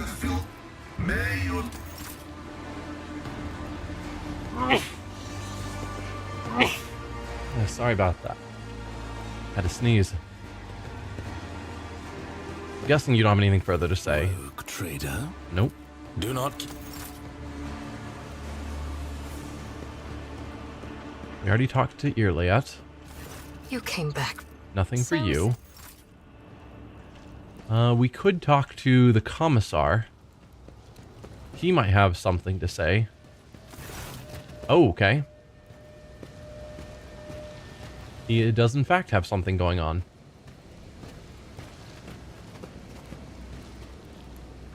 Whoa, game? Okay. There we go. Wow, the game is freaking out right now. As soon as you walk in, the eyes of everyone in the room turn to you. The Commissar barks a command, and the fighters salute you in perfect unison. Glory to House von Valencius. Your Lordship, as you may have read in my memo, your life is in mortal danger. Your series of impressive victories in the arena has incurred the ire of the profane Xenos. The witches won't let you emerge from your next fight alive. As true servants of the Imperium, we cannot let that happen. Awaiting your orders. His peak cap gleaming, the Commissar clicks his boots loudly. The only sign that betrays his trepidation is the faint trembling of his hands. I've seen you, you poisonous gnat, leading your comrades to their death in the arena. But now you are willing to stand with the Itveter against all of Camorra, to suffer what is certain to be a gruesome and agonizing death. You are still an unworthy scoundrel, of course, but you have chosen an honorable way out. All I did was win another fight. What makes it so significant? Requires dogmatic votary. Warriors of the Imperium. The God Emperor's gaze is upon us, here and now. I am ready to meet my death face to face, for I know that he watches over me. What about you? Will you disgrace yourselves in his eyes, or will you fight and prevail? Here are your orders. Wait. I do not intend to die at the hands of the xenos. Once I've destroyed them and found a way to escape, I shall return and take you with me. That's the more iconoclast thing, because if we send them in with us, they will die. Almost certainly. I have no orders to give. If you are true sons and daughters of humanity, the Emperor will show you the way, not I. Also a fair statement. This gives us Commissar's note. A hastily scribbled note saying, you've pissed off the witches big time, you won't escape their fury. We need a plan. Meet me at the pit, the Emperor protects, Commissar. Oh, we already gained that note. So is it saying that this option is available because we had that note? I don't know. I'm ready to meet my death face to face, for I know that he watches over me. What about you? Will you disgrace yourselves in his eyes, or will you fight and prevail? The crowd's fierce and inspired roar. We did gain the Commissar's note. Pretty sure we already had that. The crowd's fierce and inspired roar deafens you. You see the glowing eyes of the people who have gathered here. This fire craves to be released so that it may consume any and all enemies of humanity who dare to stand in the way of the Emperor's devout servants. As you observe the crowd, the Commissar's gaze jumps out at you. For the first time since you met him, his eyes are filled with genuine righteous fury, without a trace of falsehood or mockery. Cool. You can count on us, your lordship. Our best chance of gaining the upper hand is to hit them with a surprise attack. You are the man who triumphed over the blood-stained proselytes. It shouldn't be much of a challenge for you to last long enough in the arena until we can strike our enemy when they least expected. Good luck to you, your lordship. The Emperor protects. Okay, yep, so that's the completion of Last Will.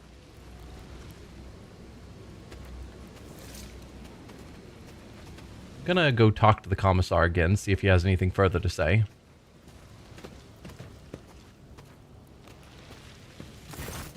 Comrades, salute the rogue trader.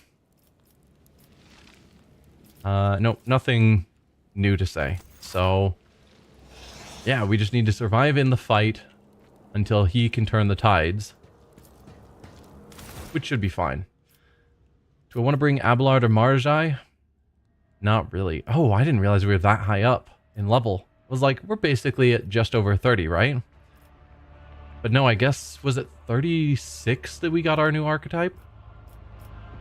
Maybe? In which case he is super far down. I don't feel like leveling him up.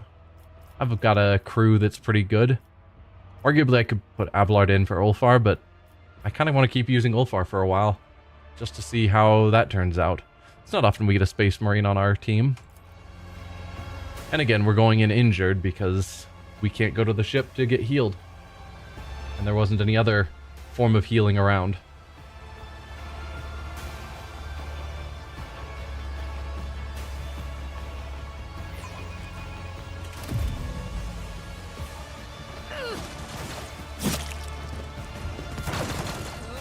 Victory awaits! But yeah, I think we are actually getting close to leaving this place, which will be cool. Oh, you are someone new? Are you not? We can't interact with you. Okay. I assume that we would need to talk to you or something. Let's toss down a save just in case. You never know.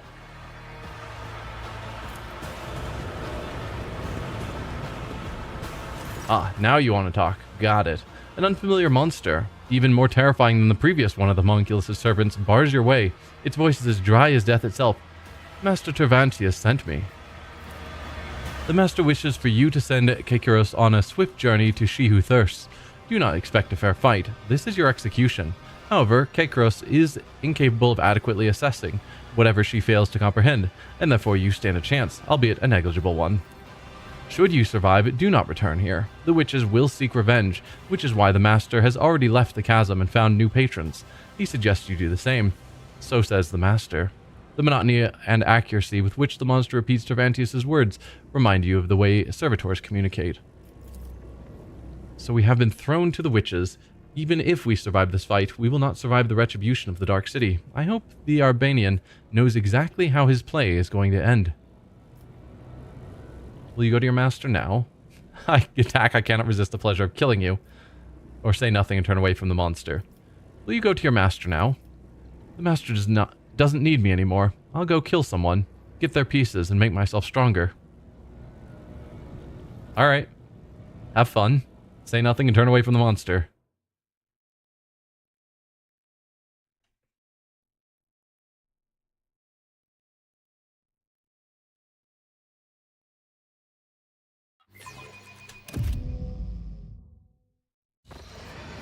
Thirsters, do you want to witness a great legend as ancient as Camorra itself? I give it to you now. Behold the tale of Sir Lael, the exile, the succubus dethroned.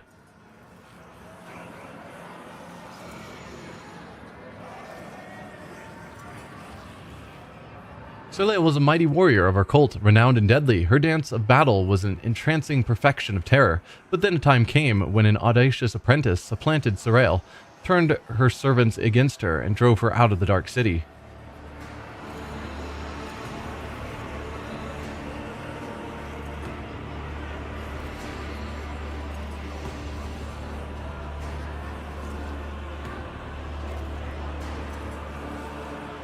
She wandered the Webway's savage wilds and slew scores of their terrible horrors as she fought for her life.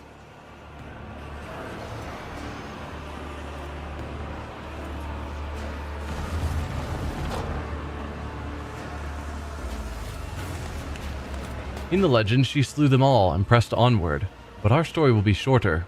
Kill.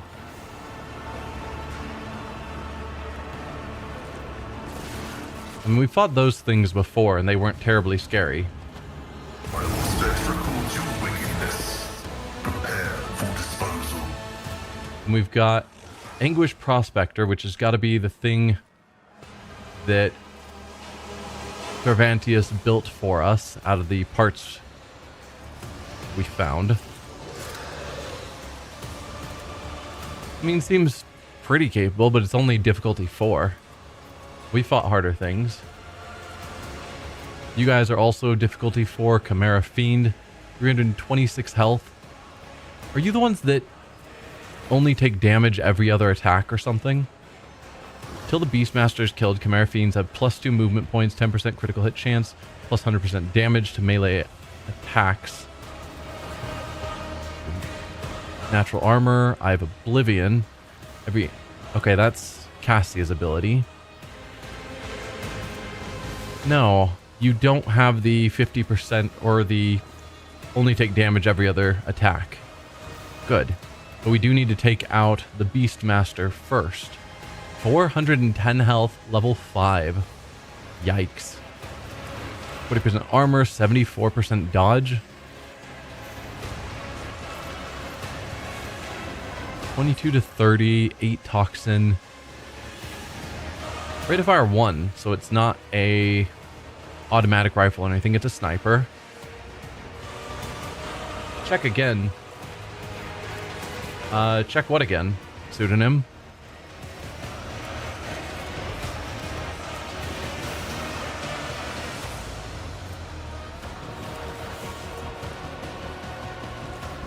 Creature switches negative effects, it becomes staggered instead of suffering. The stunned or cannot attack effects become slowed instead of immobilized, and suffers the psi dampening effect instead of psychosomatic trauma, and immune to falling prone.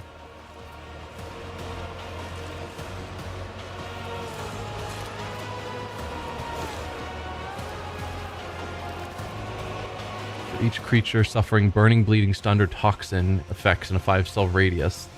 Okay. No, none of them seem terribly scary compared to what we've dealt with. Those beasts, I think they still have the every other thing blink. Do they? Because their armor is just reducing... We're giving them higher armor because of their wounds. These are just attacks. I guess there's phase shift, which it doesn't tell me what it is. So maybe that is the every other damage, and it's just not telling me. Since... I mean, that could be what phase shift means based on the name. If it does have that and they're just not bothering to fill in the ability, that's kind of annoying. But alright, ranged characters. We'll throw you into cover here. Do I get to move you? No? You're blocking part of my full cover. Seriously?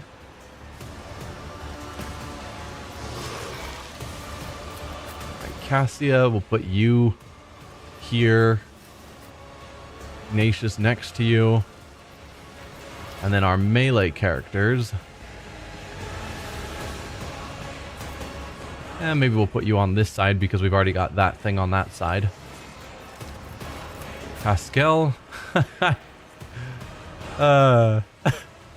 just amuses me that Pascal can start a fight on the opposite side of enemies, basically. I mean, that's a good way to get him killed because he's last in the initiative.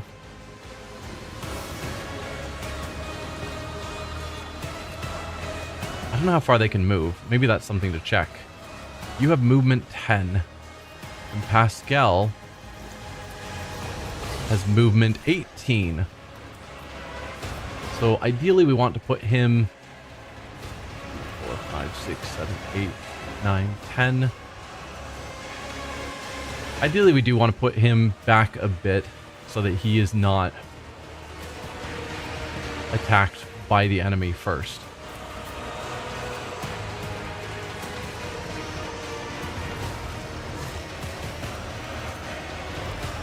Henrix is also low on the initiative, so ideally we'd want him in cover as well, but there just isn't enough cover up front.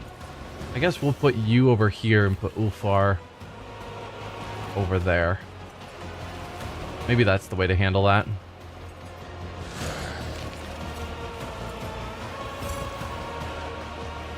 You could probably be a decent enough wall to try and stop them from getting over to Pascal. Yeah, I think that's a reasonable starting position for our team. Alright, Cassius first, as always. Frontline. The Chimeras actually are going to move first. I don't know where they're going to run up to, but I'm going to guess Ulfar will get at least one of them.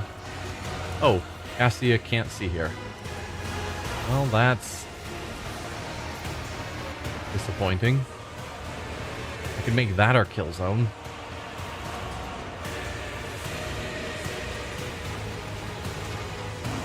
Alright. We'll make that our front line around Ulfar. Then rear, to get the crit bonuses, we will give to you.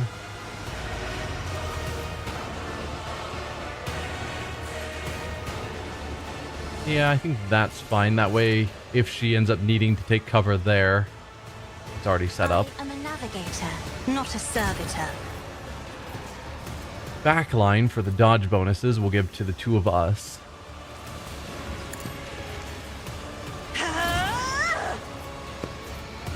Alright. Alright. Momentum. First we'll do bring it down on Ignatius, where he can start out with the usual light himself on fire, orchestrate flames, and end his turn. Then let's use Inquisitor's Tenant, which will give us momentum.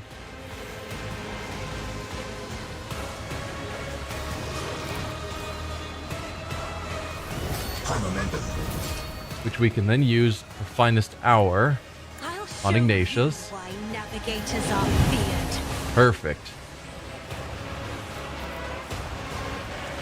Let's... If I Melta... Yeah, I can Melta straight through. Because originally I was like, I should light them all on fire, but let's just melt her.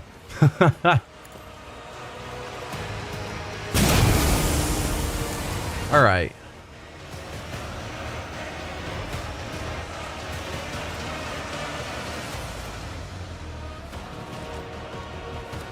So, negates all incoming damage from every second successful attack. So now phase shift is showing what it does. I'm guessing that... I mean, that was that attack. So, this next attack will be negated.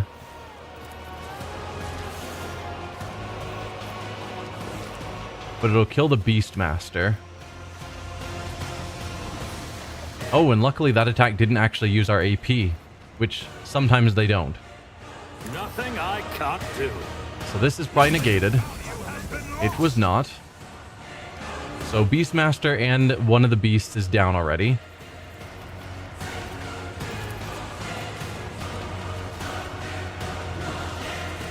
This attack should get negated because it just took the hit. And I'm guessing that's what the purple glow on it means, is that the field is active and it won't take the damage. But I don't know. Yeah, so it took 0 damage. Now the purple field is gone.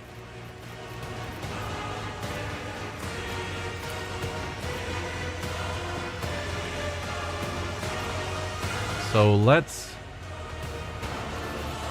use our steady superiority, which will give us another free attack. I'll bring glory to my I should have used Ignite if I was thinking it would have negated the attack. But no, we'll do another Melta. Not a problem for me. Opposing me was your biggest mistake. Okay, I single-handedly ended the fight. Even the monsters of the obscure sectors of the webway feared her and fled out of sight. Sir Lael's exile continued in solitude until a great faceless swordsman barred her way. He wished to test her.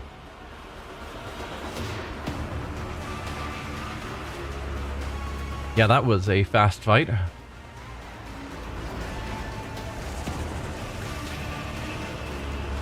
Okay, are we fighting... Is this a new one, or is this the same one we already fought and defeated once? It's time to taste the brew of battle. Slit's military artist. You don't have a name. Vulcan Grim. And they've put us all back here again. Alright, Cassia, you move forward. Ignatius, you move forward. Irliet, take cover there. This thing hasn't even moved yet.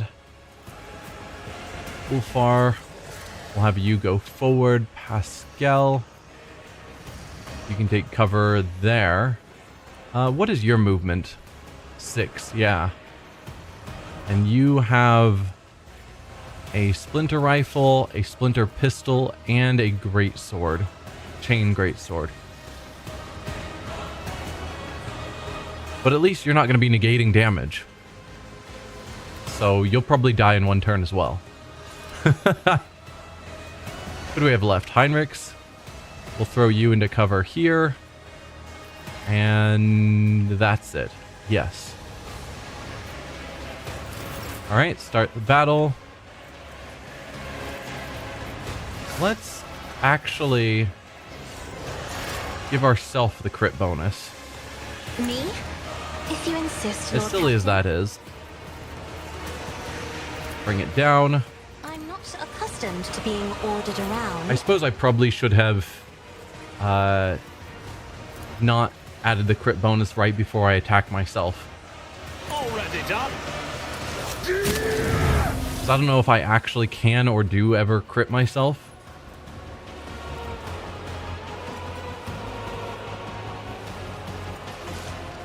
Okay. No, I don't think... I have no idea. Orchestrate flames. Nothing I can't do.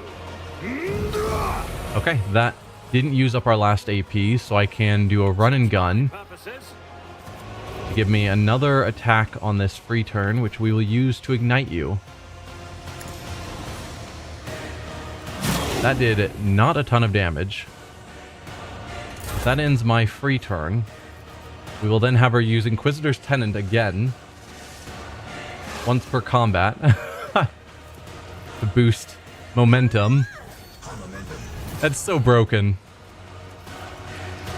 Finest Hour on Ignatius. Paint your death in colors. Now I've got 5 action points to bring you down. There's first one with a Melta.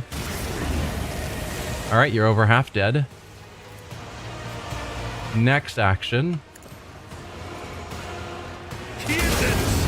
Okay. You died again.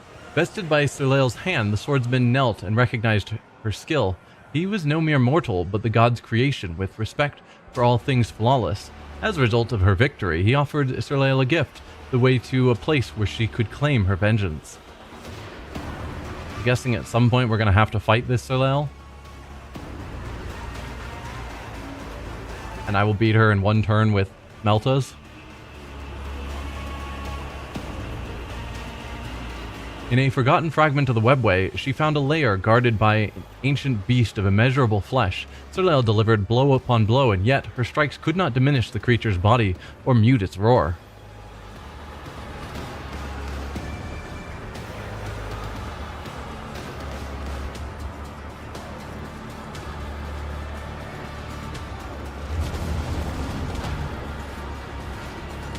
Is this the creature she found? Roar, roar, rip, rip.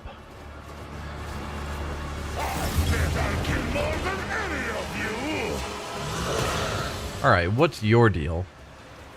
460 health, good amount of armor. Natural armor, same as always. You've got a liquefier gun. What is that? It's a flamer. 26 to 39. Terrible range, maximum of 7, so it's going to need to get up close. And then claws as well. It has endure active, charge, anger rising. Okay, so you are a warrior class. Injects the creature with dangerous substance that makes it lose wounds each turn. Creature becomes stronger for every 25% of wounds it loses. Do you have anything that stops you from taking damage? Whenever an enemy attack deals damage to this creature greater than 15% of the creature's maximum wounds, the creature gains +5 weapon skill and strength. You're going to be getting lots of that. Okay. Cool. I think we just keep doing more of the same. Cassia, you move forward. We move forward. I'm still doing the setup just in case the fight doesn't immediately end.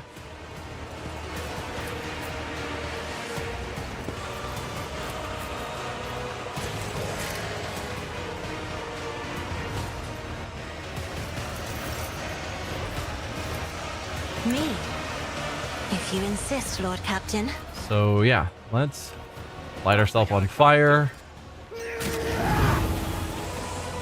Orchestrate flames. We do get the run and gun. Nice. So that's a free ignite on you. Nothing I can't do. That'll be the end of our free turn. We will then have her put the crit bonus under us. Isn't this a job for the serfs? And then Me? Inquisitor's Tenant. If you insist, Lord Captain. Finest Hour. In the name of House Orcelio, I shall prevail. Alright. And then Meltas again. This is not how this fight is supposed to go. It's really not.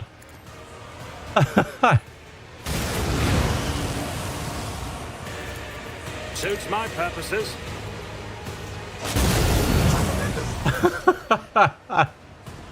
The beast of immeasurable flesh fell, for the infinitude of its being was no match for the needle of Serleil's focused will. She ran the beast through, pierced its heart, and ripped it free. That heart was the black crystal of Seika, the bestower of power.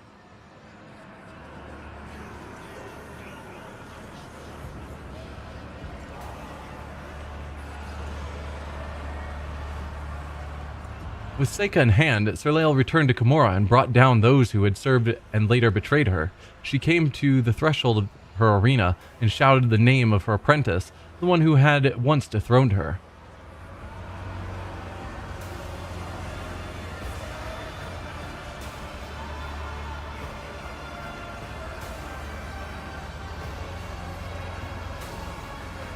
And here the apprentice did. The succubus Sinistoria answered the challenge and descended the steps towards her.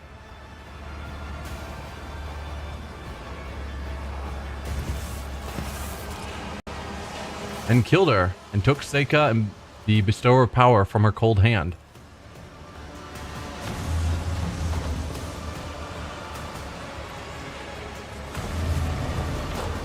Alright.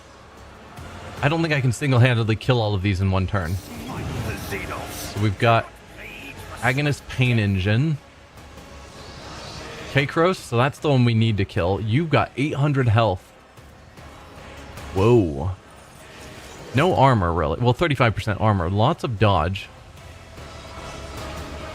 Dagger, pistol, dirty trick. Kakros performs a melee attack that deals half damage. If the target fails a toughness resistance test, its action points and movement points reduced by 2 for 1 round. That's not that bad. I'd rather take half the damage and just lose. I mean, losing 2 movement points isn't bad. Losing 2 action points kind of sucks. Once per combat, when she loses more than 50% wounds, she attacks a creature and restores wounds equal to the damage she dealt. If the target passes the toughness resistance test, she deals mental damage to the target equal to 50% of the target's maximum wounds. If the target fails the test, Kakros deals mental damage to the target equal to 90% of the target's maximum wounds, and the target gains the dirty trick negative effect. Yikes.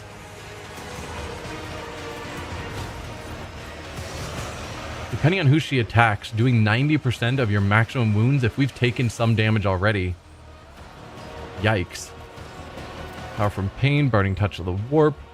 Whenever she suffers warp damage or are affected by psychic powers, they cannot use power from pain and lose all bonuses of this ability for 2 rounds. They suffer 3 times willpower bonus to weapon skill, bliss skill, and receive an additional 10% of maximum wound damage from warp attacks and psychic powers for 2 rounds. Really? If I hit you with a warp attack, you take extra damage and it weakens you?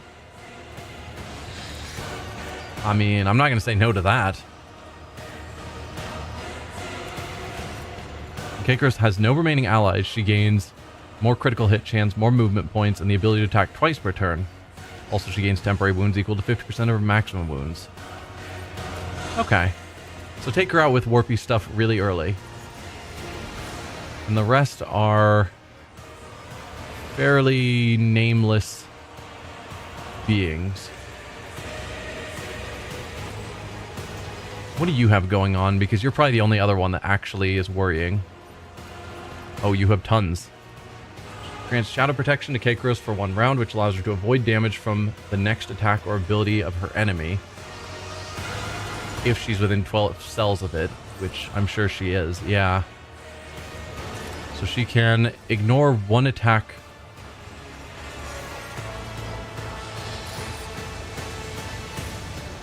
Shadow protection for 1 round, which allows her to avoid damage from the next attack or attack ability of our enemy. I'm assuming that's just 1 attack. But it does say it's protection for a round, so I can't say that with 100% surety.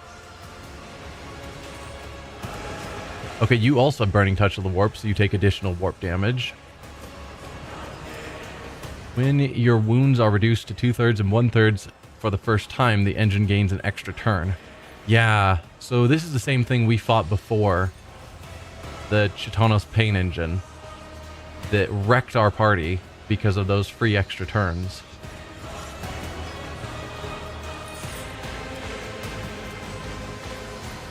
Reject the Flesh and Reject the Flesh 5. Which I think means Pascal can do powerful things to it. Alright, well, my usual hiding places for my party was under the assumption the enemy is all over here where we see a giant pile of charred bodies. That's no longer fully the case. There are a lot over here on this side. So, yeah.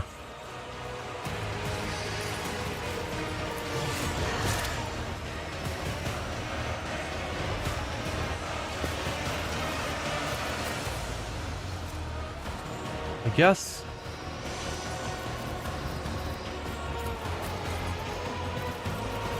probably keep doing what we're doing. I don't want to start attacking the paint engine if it's going to be getting those free turns. I would rather deal with that after we have taken care of everything else. So, yeah, you might get to live a bit longer.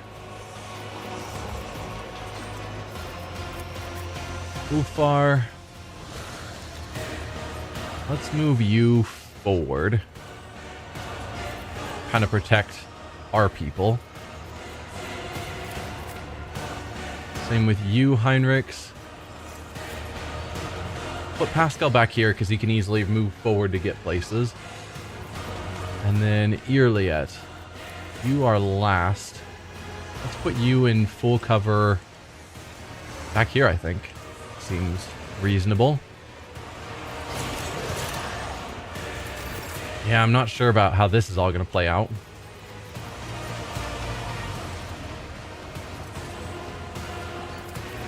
Still not against the idea of giving us the crit bonus, just to see if we can take out this fight early. If I may. So let's give us the free turn, as usual. Isn't this a job for the serfs? All too easy. Light ourselves on fire, orchestrate flames. We didn't get the lucky roll of having another action point. I am a navigator, not a servitor. High momentum. Yeah.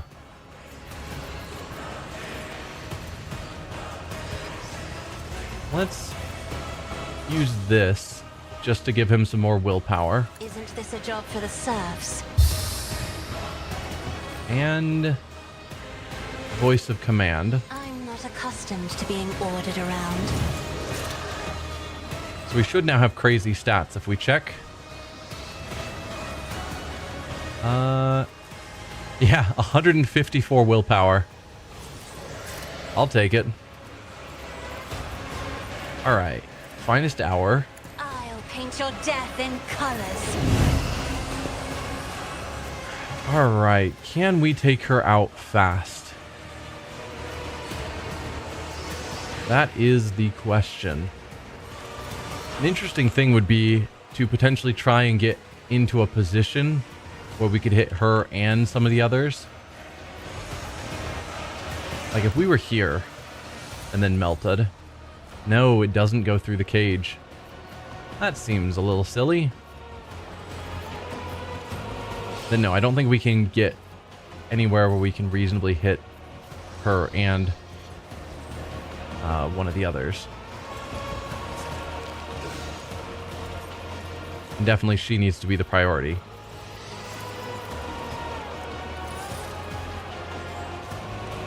Yeah, I don't know if we're going to actually kill her in a single turn since it uses 2 actions to Melta. Versus if I took out her underlings, I could get my momentum up and get an additional action anyway. So maybe that's the call. Start out by taking out a couple of underlings. Your biggest mistake. That gets our high momentum. Perfect. Which we'll use to get a free extra attack. Then we attack her. Nothing I can't do.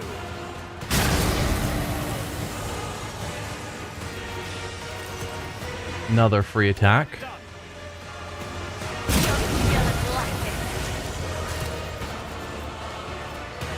That one didn't actually use AP. Perfect. So we can attack her again. This theoretically could kill her. Nothing I can't do. Which it did. Life with a Space Marine is fantastic. We haven't really used him much because my character, Ignatius, is a really powerful pyromancer. Sick melted damage, nice. Yeah. We've built him to be really, really, really good with our melted damage. Not a problem Might as for well me. use Revel and Slaughter just to get our stats back up. We can then do a run and gun, All too easy. which probably can get me into a position where I can melt to the two of you. If I was back here. Yeah. Let's see how they respond to this. Nothing of value has been lost. Alright. That is the end of my free turn. So we've got one witch who is half dead, and then this guy left. Perfect. Alright, back to Cassia's turn. What to do with you? This thing is gonna go first before any of our other melee characters. I'm gonna hope that it chooses to go after Ulfar. So we'll get the front line there.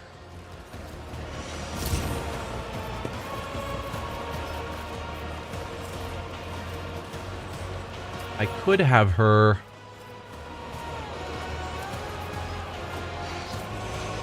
try and move the enemies around.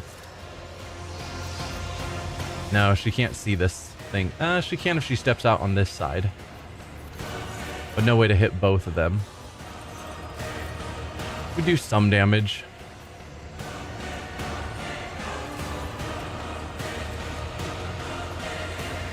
I could also have her go somewhere to try and use her third eye.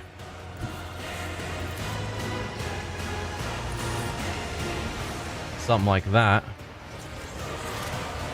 Not opposed to the idea. Maybe getting a stun off on that creature.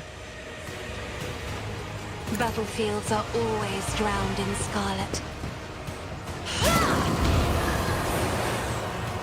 Perfect.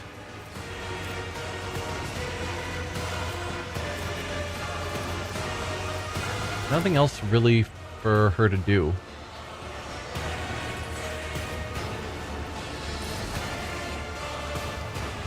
Let's see, 1, 2, 3, 4, 5.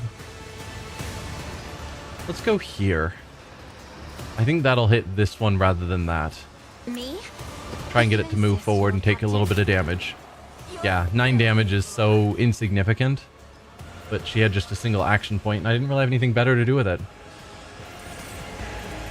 And then I can go backline here to give herself a bit of a dodge bonus.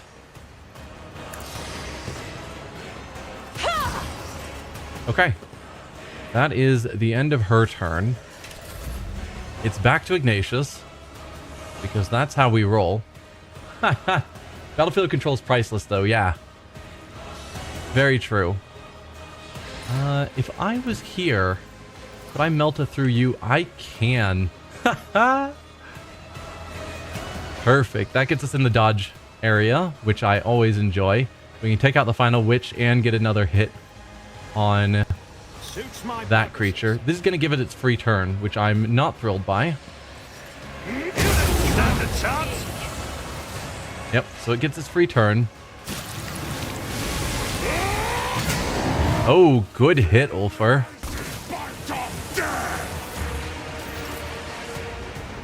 Alright, that was my free action I got from Steady Superiority, so now is my actual first action of the turn.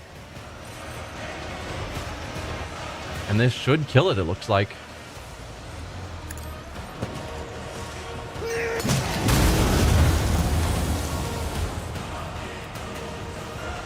Rip him to shreds and offers remains to the cult. With me, my merchant vagabond, make haste.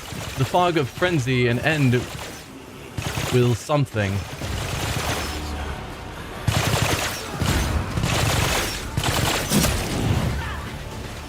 the commissar just charged in. Perfect. Yeah, that was actually one of the more complex fights I've had recently, where I actually had to do some maneuvering and to figure out how I was going to get into positions for the most effect and deal with some of the enemies' random effects. We're just too powerful with our psyker abilities. The commissar, towering fearlessly over the carnage, is barking orders to the fighters while simultaneously raining fire with his pistol. He sees you, turns his head, and shouts, still firing, "Not a good time, your lordship. We'll go. We'll cover you." Pascal took 1, the Witch took 18, Witch Guardian took 20, and the Kabbalite Warrior took 10. With me, quickly into the portal, or the Emperor will acknowledge your sacrifice, Commissar. Or good luck, Commissar. With me, quickly into the portal. I think we're fine. You guys can follow us, probably. Because he wants to give us cover, and perhaps I should allow him to have his sacrifice. But I do want to offer him the chance to escape. With me, quickly into the portal. Out of the question. We must hold our ground. It is an order we have given to ourselves. Everyone wants to make those scum pay for all the loss and pain they suffered, and I'm making myself pay for being the scum that I was. Maybe the Emperor will take pity on me if I at least die a decent man. And you should get out of here, or our heroism will be for nothing. At least one person should truly escape from this pit of despair. So much gold. Cassia stares admiringly at the fighters, as if she is not looking at a masker, but at a liturgy. It is as if his light has broken through the darkness of this place, dispelling the gloom in the hearts of these men.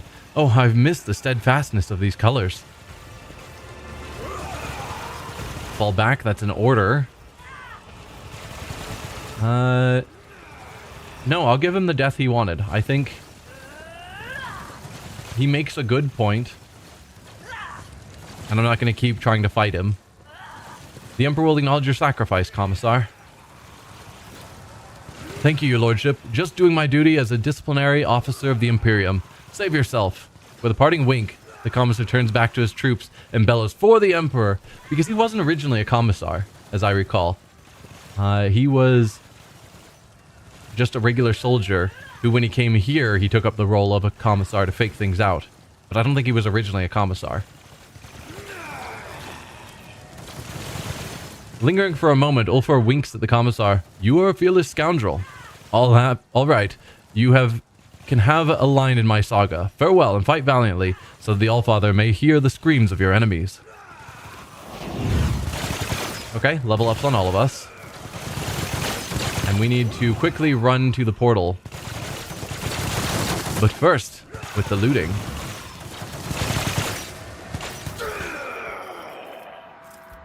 Most of these I don't care about.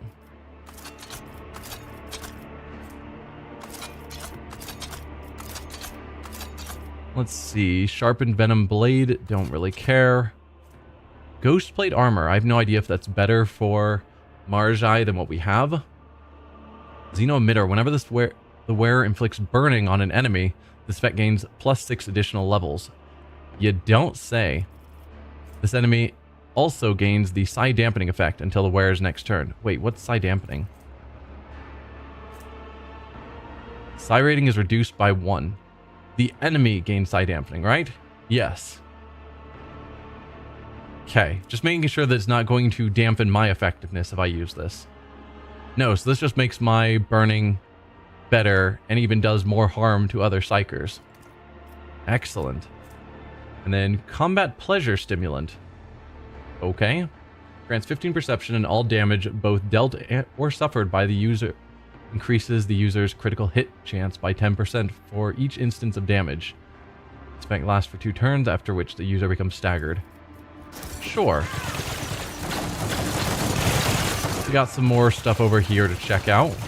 We'll just run through the middle of their fight. Yep, we'll take that.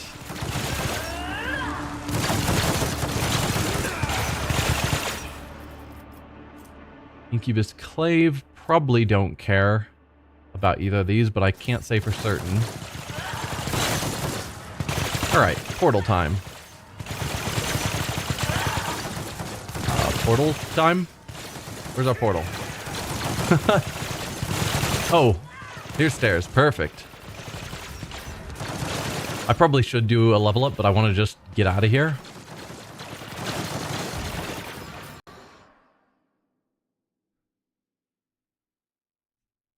Yeah, we handled that arena, no problem.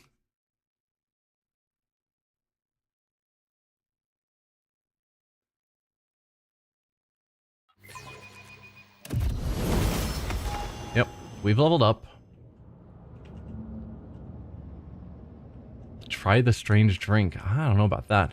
So, we're in a room with a bunch of witches. Is that going to be okay? Because I'm guessing it's not. Marjai is here with Abelard.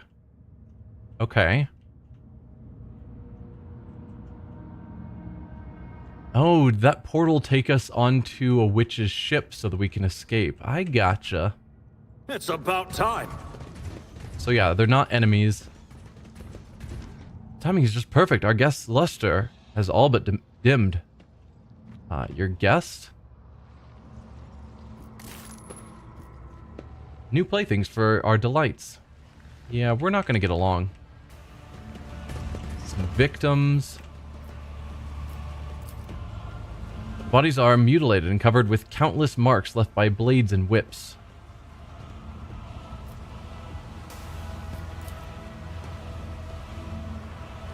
Huh.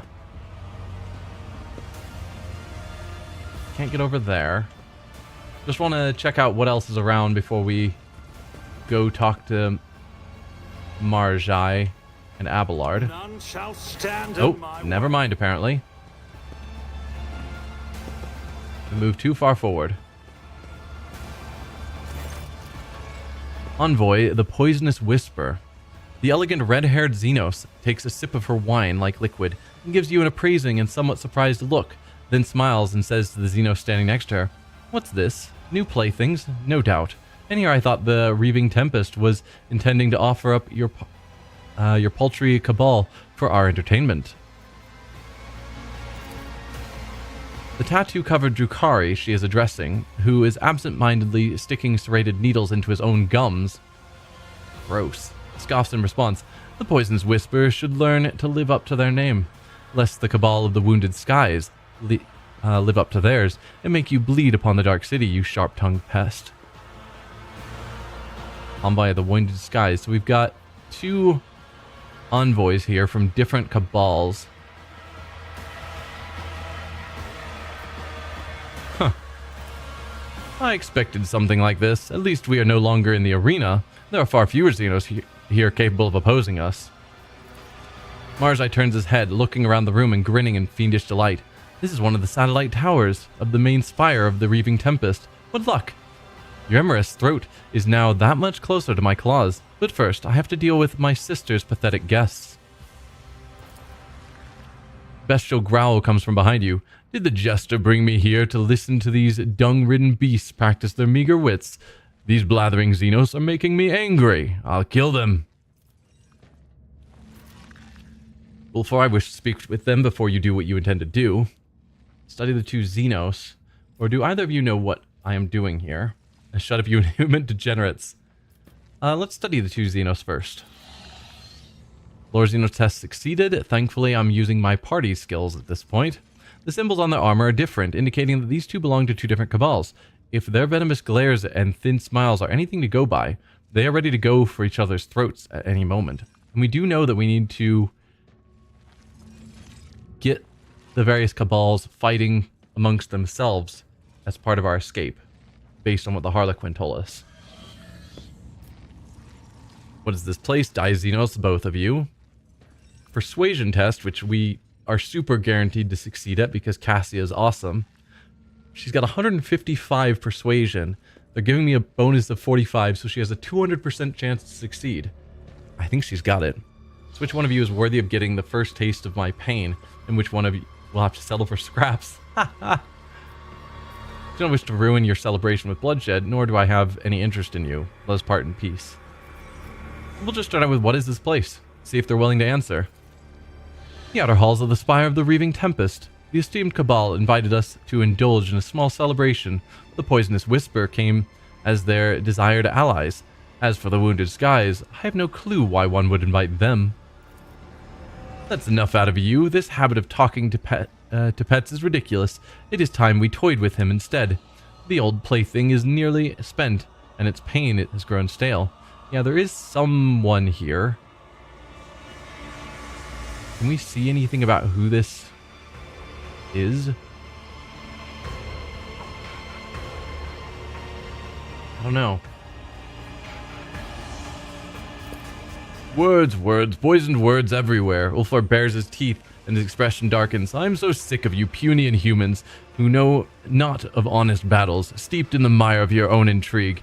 You have dragged me into that same mire with you. Is this proud warrior destined to wander your wretched lair forevermore, slaying xenos for other xenos' amusement? His voice changes, taking on a guttural note and sounding far from human. There's no sign of jovial rage left, only a grim thirst for blood. Envoy of the Wounded Skies. Ooh, I like this one. I want to cut the tendons in his every limb and watch him burn in the fire of this powerless frenzy. And who is your old plaything? The Xenos casually points at the writhing figure. This knowledge is far beyond you, but I see no harm in humoring a soon-to-be corpse. This one is an exquisite delight, a farseer. Nothing can compare to their heightened psychic emanations. Most delectable. Okay, farseers are of the Eldari, because when we were on Janus, Irliet was originally following a farseer. So, presumably they are from the Asuriani? Maybe? A farseer. Euremerus had the temerity to bring a farseer to Camorra, only to feed it to some scum from the Dark City's gutters. So we could do the persuasion that we've already read, make an imperious gesture with Lord Xenos, which again we have a guaranteed success. Now to the purpose of my visit, the Reaving Tempest has decided the Cabal that survives the celebration will be allowed to become their ally. 1 Cabal, not 2. Ha ha!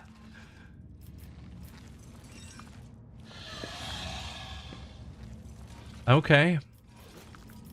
So, either we persuade them to fight amongst each other to decide who gets to kill us, or fight amongst themselves to determine who gets to join the Reaving Tempest. Or we just threaten and try and kill them ourselves. Either way, I'm pretty sure this is gonna break down into a fight.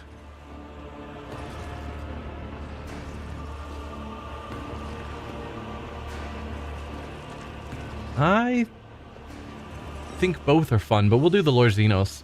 Now, for the purpose of my visit, the Reaving Tempest has decided that the Cabal that survives the celebration will be allowed to become their ally. 1 Cabal, not 2. A monkey serving as a messenger of the Reaving Tempest? Preposterous. It would be an outrageous stunt, an extravagant one, but not impossible. Whether or not the monkey lies, the Wounded Skies desire to ally themselves with the Reaving Tempest, and achieving it will be easier if the poisonous whisper dies here. The two Xenos simultaneously go for their weapons. I see you have not wasted your time in the Dark City. You have properly studied our way of thinking.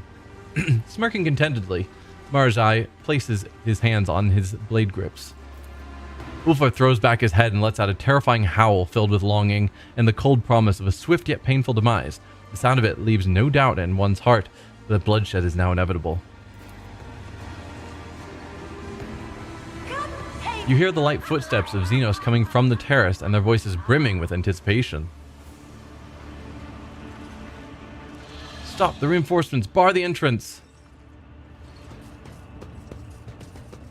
Okay, so the people that aren't in our party, that's what they're busy doing, is stopping reinforcements. Alright, so presumably they are going to be fighting each other. And various other people around are going to be fighting each other. I don't really like our starting position of being fully surrounded on all sides.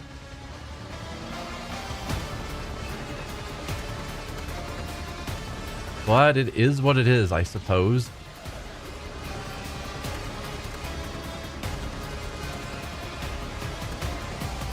Ideally, I'd get our people back here, then quickly wipe out the enemies that are behind us, so at least then we wouldn't have any enemies at our back.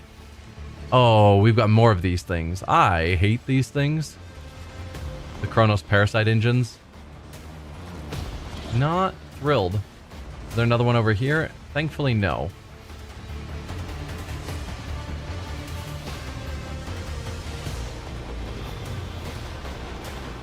We could instead use this as our point of cover, I suppose. Yeah.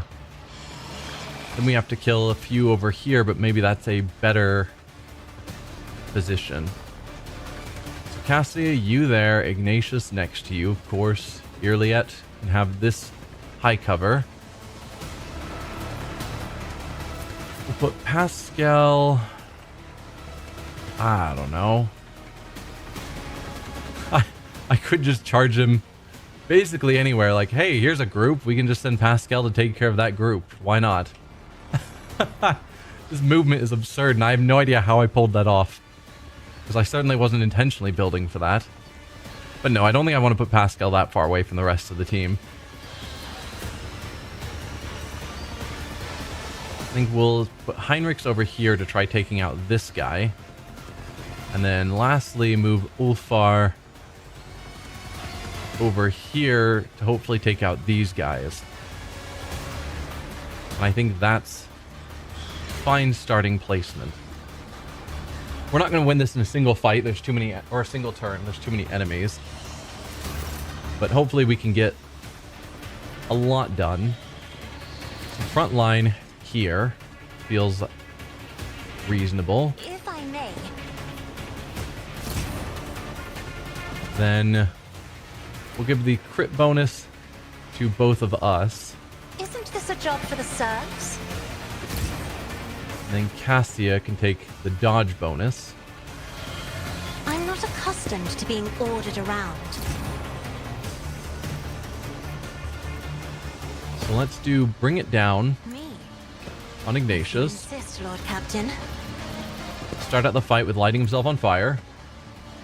Did you see that Alocat is developing Dark Heresy in this style of game as well? I did. I am super excited for that. So I played Dark Heresy 2nd Edition with my tabletop group for a while. So, yeah. Dark Heresy, the Inquisition, all of that is... I'm a huge fan.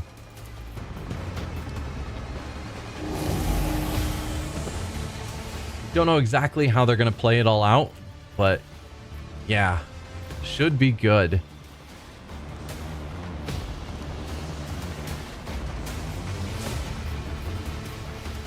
Yeah, let's just focus on taking out these guys, I think. Got all the Fantasy Flight RPGs. Such gorgeous books. Yeah. All we had was Dark Heresy 2nd Edition. So, definitely didn't have all of the materials. But it was a great game. So now let's do same as before. Reveal the light. If I may. And voice of command. Afraid not. Just to give us huge bonuses. Inquisitor's Tenants. I'm a navigator, not a servitor. Which allows us to go straight to Finest Hour. In the name of As House always. Orselio, I shall prevail.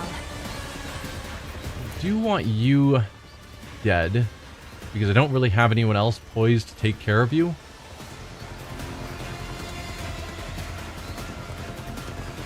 Nothing I can't. So, yeah. Let's just get rid of you. Then... Ooh, this Melta does in fact hit another enemy, which is fun, and just kills this guy, which I'm totally down for. We're back to high momentum, so we can give ourselves a free turn, or free extra action. Is this gonna hit? It is gonna hit Ulfar. I don't want that. I can't see you. I can see you. Oh, I didn't even see you up there. Let's light you on fire as well. Housing me was your biggest mistake. I guess I don't need to use Melta on you. I can just use basic ignite. You're basically dead already. Perfect. That's got our Back area practically cleared out. We still have you, which I was planning on having Heinrichs take care of, but I suppose I could just have him charge forward instead. Take care of you myself. Suits my purposes. Purchased selectively, but then looking back, must have pre-loss of Games Workshop license. They did a huge discount on most of the books, so I bought every single one of them. You didn't have it, but they still had in stock. I've done one-shots of Dark Heresy and Only War. Never an extended game campaign, regrettably. But also super stoked. Looks like one of the characters in Ogren. I didn't actually look... I don't know if I watched a video about what they're planning. I think I just saw the announcement. I should have looked into it, but clearly didn't think about it.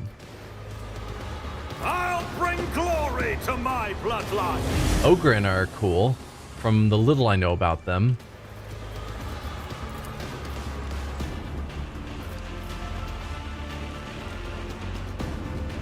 So this attack is going to be free, so it doesn't matter which one I choose, whether Ignite or Molten Beam.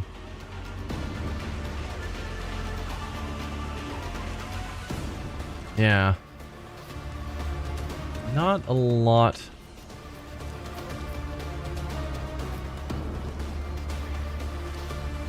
We'll go here, because then the extra damage will hit you as well, which I'm always a fan of. Okay. So you did die from that. Then we can run and gun. Finally have one more attack, which I suppose I will use on you. There was a short video basically demonstration of some cutscene, 2D art, and a little gameplay, which looked almost identical to Rogue Trader. And pretty sure one of the attack shots was an Ogren party member. Fingers crossed. Okay. Too easy. We're back to high momentum. Why did I suddenly get... Oh, I got another action point because sometimes when using powers, I get an action point back. And even though that was a free action, Molten Beam costs 0 AP. That's weird. Molten Beam is usually not 0 AP. So I can target you and you, looks like. I need more enemies to run into my field of view. Nothing I can't do. We'll just take you out. There we go. Momentum is maxed. I've got one more attack. And it's got to be on you.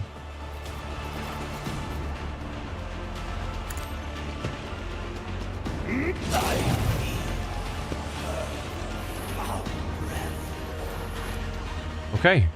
I think that's more or less where I should end this character's turn. Yikes. Just decimated the enemy on that turn. But alright, Cassia, back to your turn. This is still the first character's turn of combat. It's still Cassia's turn. There just aren't any enemies to deal with. I mean, I could move her here, which is extremely dangerous, but then use her third eye, which would feel pretty good.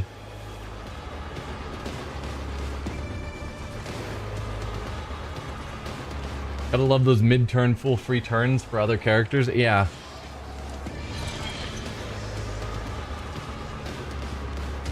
Financial situation is different, so likely won't try to buy into alpha beta testing. I'll just have to wait for the actual release. I generally wait for full releases because I'd rather see the game in its finished state, because I'm less interested in playing through the same game multiple times, just seeing it at different completion states.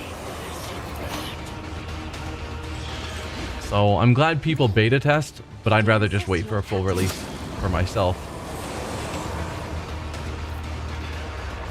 Alright. They're all nearly dead now. But the alpha beta experience was pretty cool. Yeah. I've just never gotten into it myself. Oh dear. You're gonna kill Cassie, aren't you? Thankfully, no.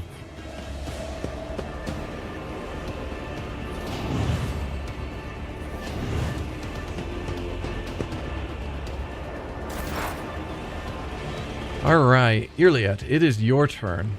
What can you see from where you are? You can see this, and you can see one of these guys, and that is it. I could move her forward somewhere, or have her focus on taking out the parasite engine.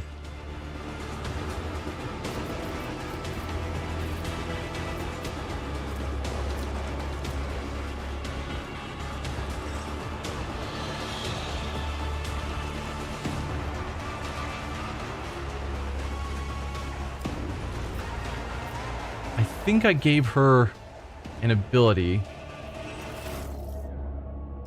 Let's see if I can even find it. With her Wild Hunt ability, I think she's got one that says that if only one enemy is prey, she gets extra bonus stuff, maybe?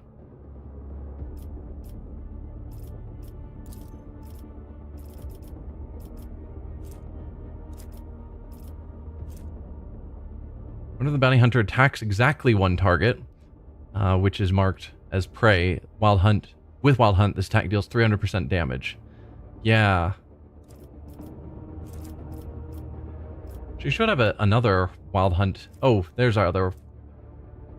Prior to the attack, all prey suffers penalties to armor until the end of combat.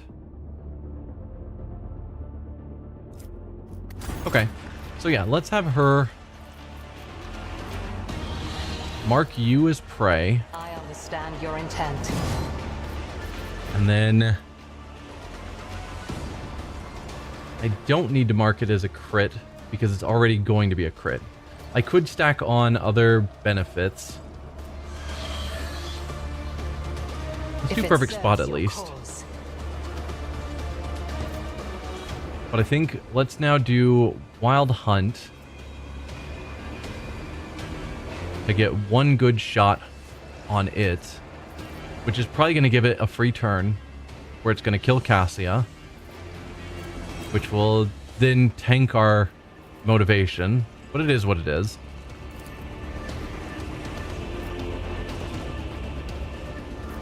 Are you... Never actually tried to use this ability. I assumed it would just fire. Simultaneously makes several attacks. The number of attacks is equal to the number of prey in combat.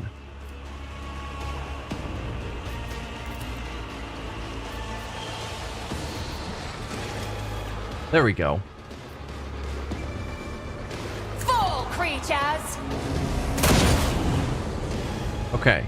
Huge damage. It did not get its free turn. I don't know why not.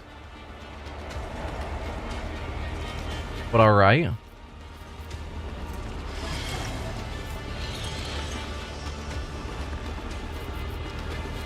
Then this is just cover efficiency, which doesn't matter in this case.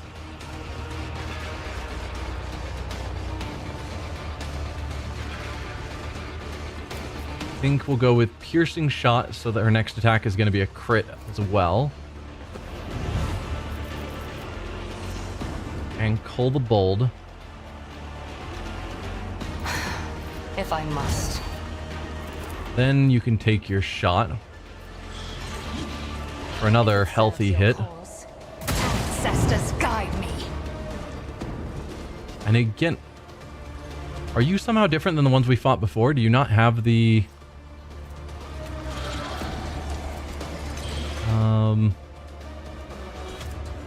No, you don't have the thing that says when you take a bunch of damage, you get a free turn.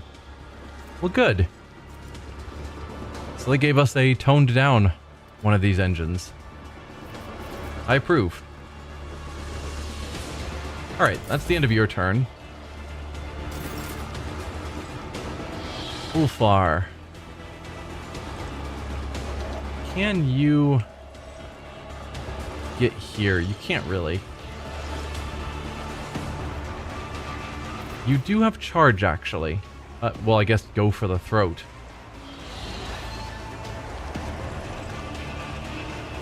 There are enemies between the Space Marine and the target. The Space Marine charges through them, forcing the enemies to pass toughness resistance tests and fall prone for 1 round if possible.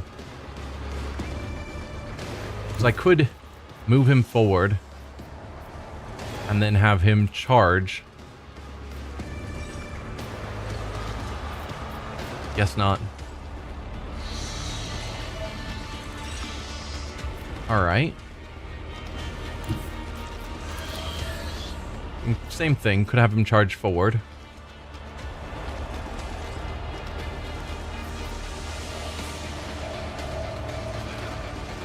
Which I'm not opposed to. I don't really know how Ulfar works because he's been in several of our fights, but I've never actually gotten to use him because we've just won all the fights with our Pyromancer. What about here? Because there's a much bigger group, so that might be more interesting to you.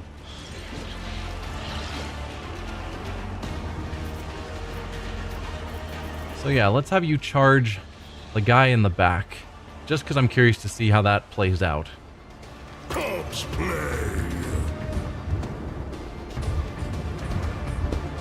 I have become the All-Father's worthy instrument! Okay.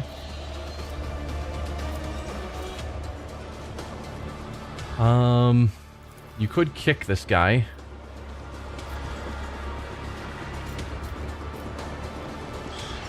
Potentially into them. None can do this better than a warrior Nope. of the All-Father! Then let's have you just shoot into them, I suppose.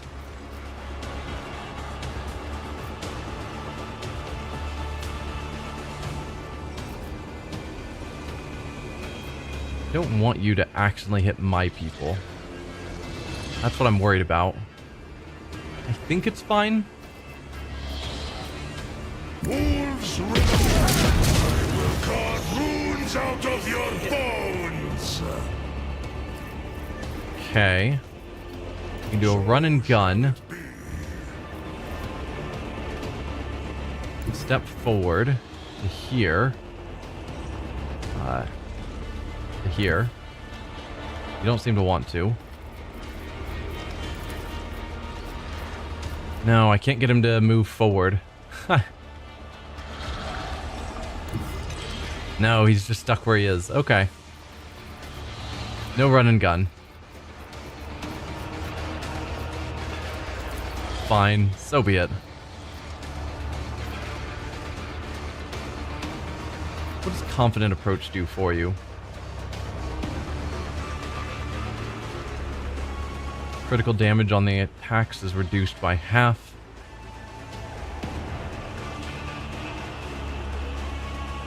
Okay, if you already have 4 or more stacks of versatility, which you do, so your attacks are all going to be doing max damage now. Alright, then let's go confident approach. And then have you take a shot. It's going to be a crit and max damage.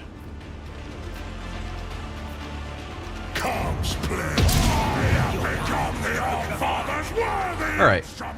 We got to figure out how to use him effectively, but I think that wasn't a bad turn. And now it's back to Ignatius's turn again. I went here. Could I get a nice melta on you that went down to someone else? That's the real question. And the answer seems to be no. I mean, it is getting down there. It's just angled wrong. Maybe I can find a spot where the angle will be friendlier. There we go. That kills you and one of them. That's what I like. I shall not fear. As we just stand out in the open because, you know, we're killing them fast enough that I'm not super worried. One more hiding over here. These two hiding back there, and then these three back here.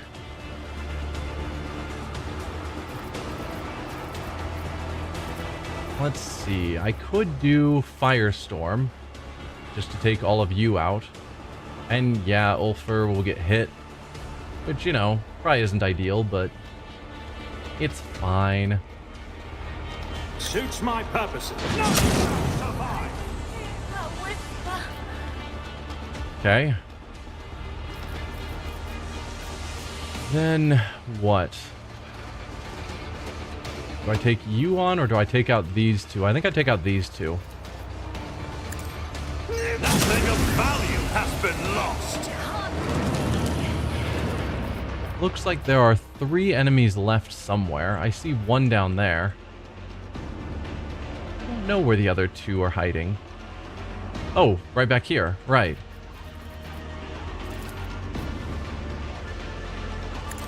Opposing me was your biggest mistake.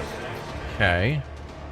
Yeah, we're causing all the warpy effects now because we've been using the warp too much. It happens. Run and gun gets me one more action. I'm inclined to take you out.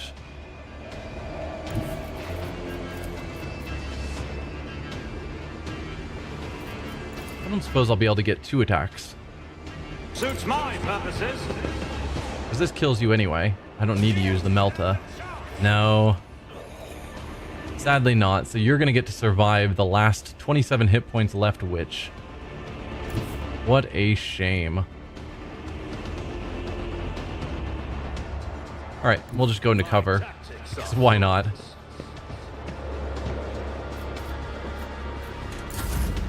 Alright, Pascal. Can you finish them off for me? Thanks, friend. Request approved.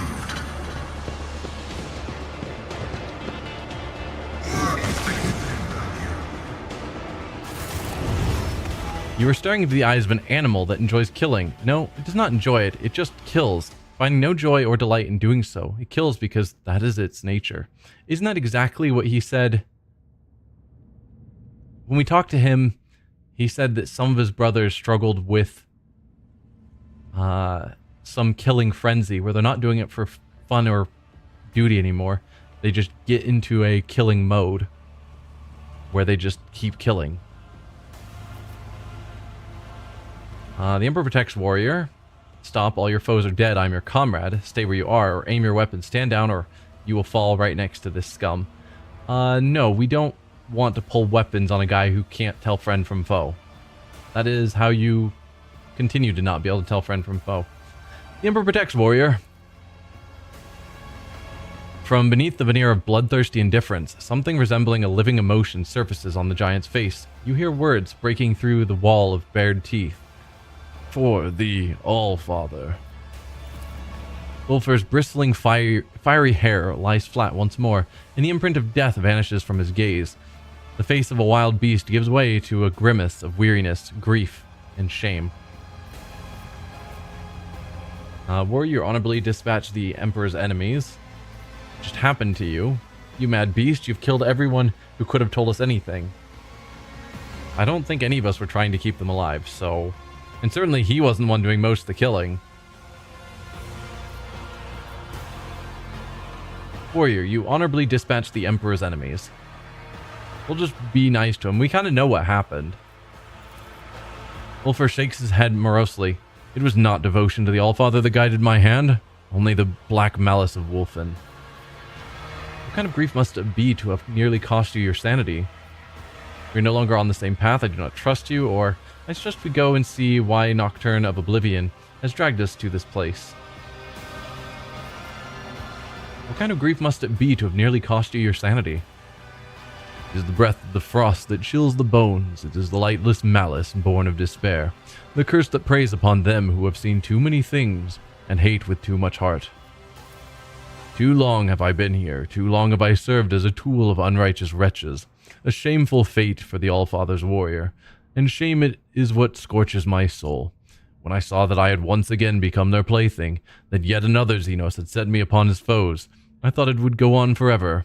My mind could not accept the indignity of it, so my mind hid like a coward would. Only thirst remained. Blind destruction, no thoughts, no regrets, no purpose. To be a beast, not a human. A sweet temptation for a lone wolf. You have people to fight for, people who need you as you are, a warrior, not a beast. You have a duty to kill the Emperor's enemies, not whomever you please. If that is your nature, you should embrace it. Even blind destruction can serve a purpose, can't it? So, iconoclast, dogmatic, heretical. You have a duty to kill the Emperor's enemies, not whoever you please. And so I will. No one will say that Ulfar was a craven who would not walk the bloody path laid out for him. That a single foe meant to fall at Ulfar's hand escaped their doom because Ulfar wavered. I suggest we go see why Nocturne of Oblivion has dragged us to this place. Yes, where is that slippery wretch? Let me have a word with him.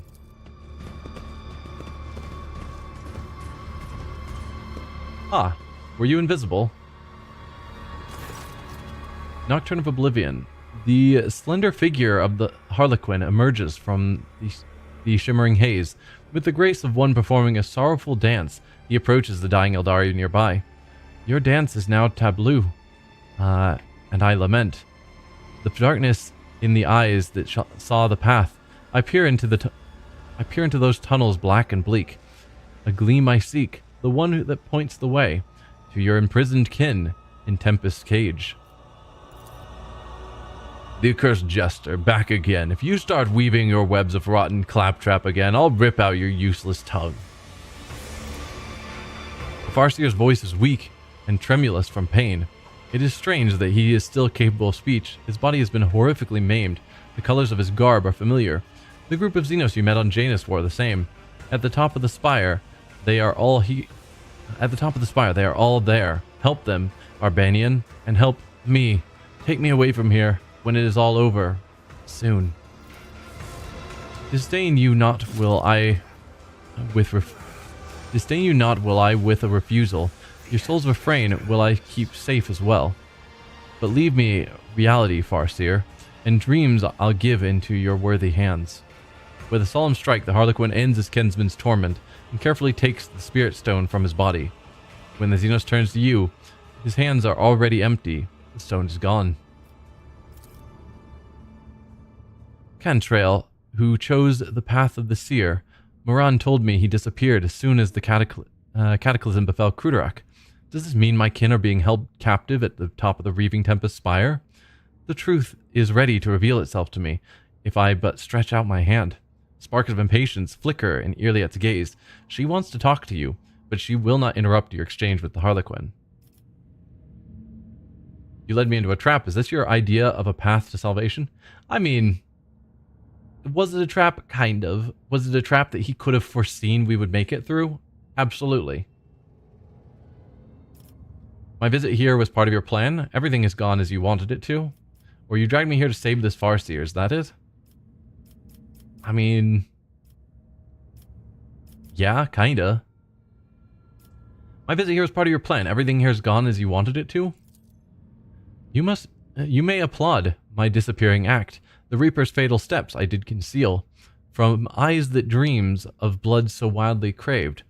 For unbeknownst to them, death merely moved into another hall in harmony with inmate steps and night's own melody. The Harlequin makes an exaggerated show of drawing back an imaginary curtain. The shadows beneath the black eye holes of his horned mask once again form a mocking smile. The grand finale of this gory piece, where perfidy and cunning reign supreme, shall now unfold, my merchant vagabond.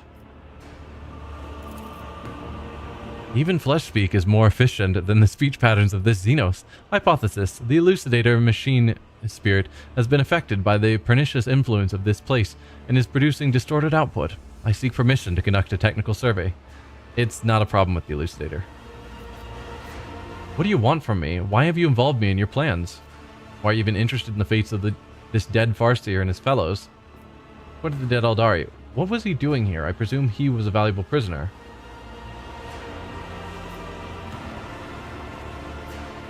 I want to ask all of these. What do you want from me? Why have you involved me in your plans? Comora's ancient law was boldly spurned, and too despoiled were Crudorak's remains. The Tempest's mistress, spurred by avarice, forbidden plunder brought to her dark nest. And though the city shrinks from those whose souls in darkness gleam with coruscating flame, the interdict is scorned, the path ignored. Komora waits, Komora tastes its doom.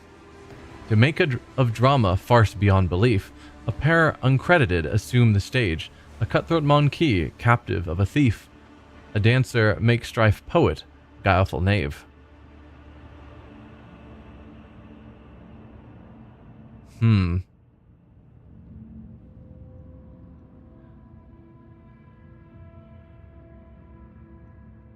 So Komora's ancient law was boldly spurned. So Komora's laws were ignored. Crudorak was despoiled. I don't know the Tempest. That sounds like a ship name. Probably one we've heard, but at the moment it's not coming to mind.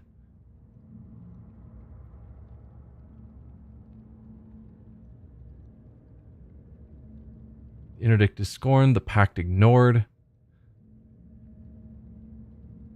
So there was probably a pact between Komora and Crudorak. And Komora ignored it, attacking Crudorak. And so he is here to set things right. But because of that action, Komora is heading towards its doom. And then the pair unaccredited assuming the stage, the cutthroat monkey would be us, captive of a thief.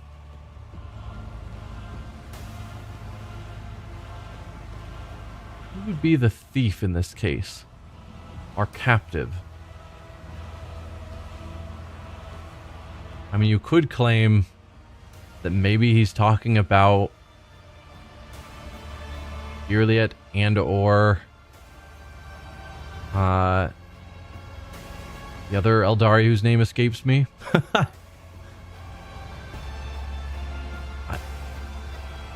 They could be considered our captives. Neither one strikes me really as obviously being just labeled as thief. And then the dancer, make strife poet, guileful knave is obviously himself as the other unaccredited person on the stage. It's always fun to just try and figure out exactly what he's trying to say because I don't speak in poems and riddles, and so it doesn't come naturally to me. With a weary sigh, the Harlequin concludes, when Coda's note falls silent evermore, the last a duty will perform, and then the first will move his exodus enact. The last meaning himself, because he was the last one stated the dancer, will perform a duty, and then the first, us, the cutthroat monkey, will move his exodus enact.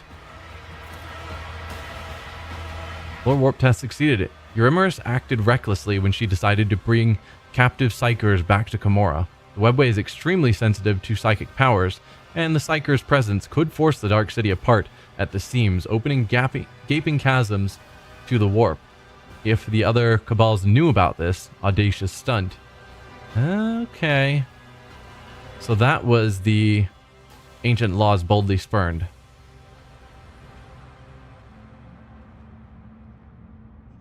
Bringing their psykers here and capturing them.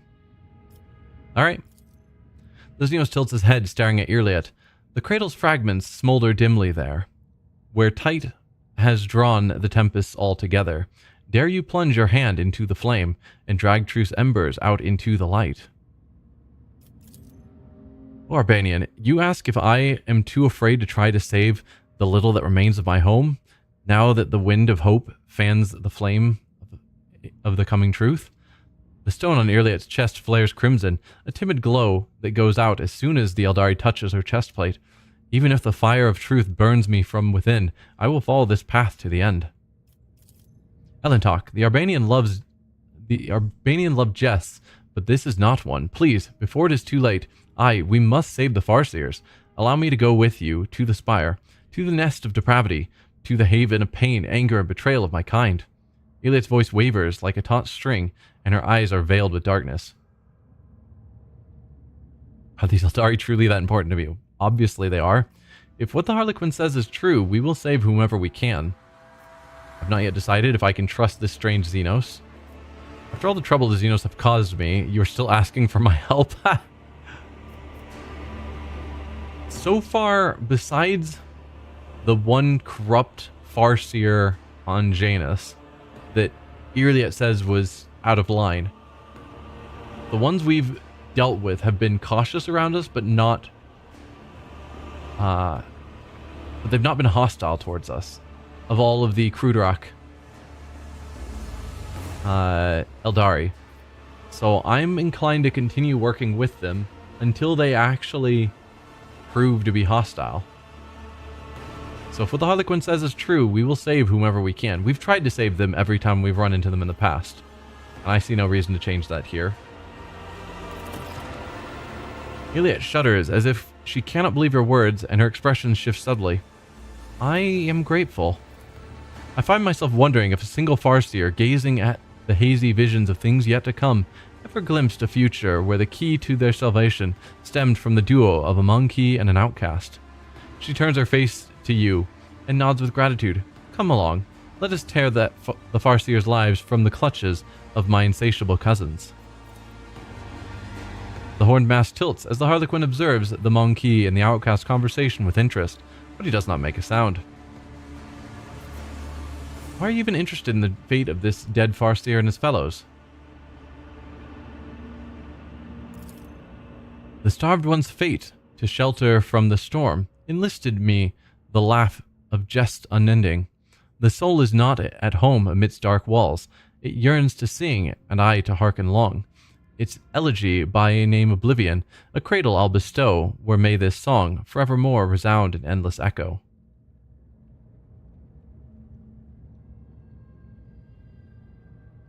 The starved one's fate to shelter from the storm.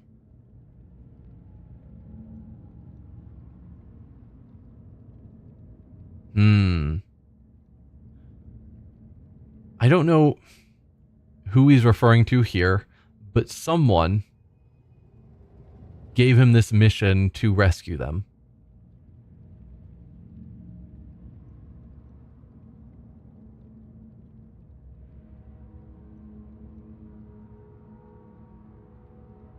Yeah.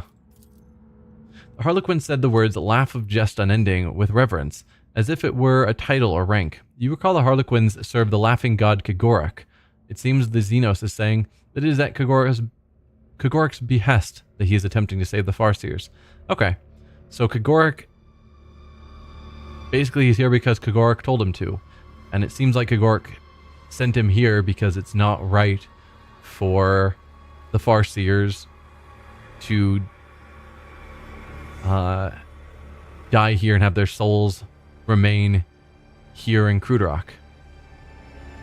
Kumara, rather. What was he doing here? I presume he was a valuable prisoner? The executioner lost interest and blithely tossed the toy despised aside, proclaiming it a gift to empty bellies. He let the rabble tear it into scraps, and tooth and claw they fought to claim a share, with every one extolling his largesse. How is all this connected to my escape? Strive up to where the thieving storm has built its squalid nest among the darkened sky. The tempest's plunder hoards are buried there, and captives, riches, trophies all within.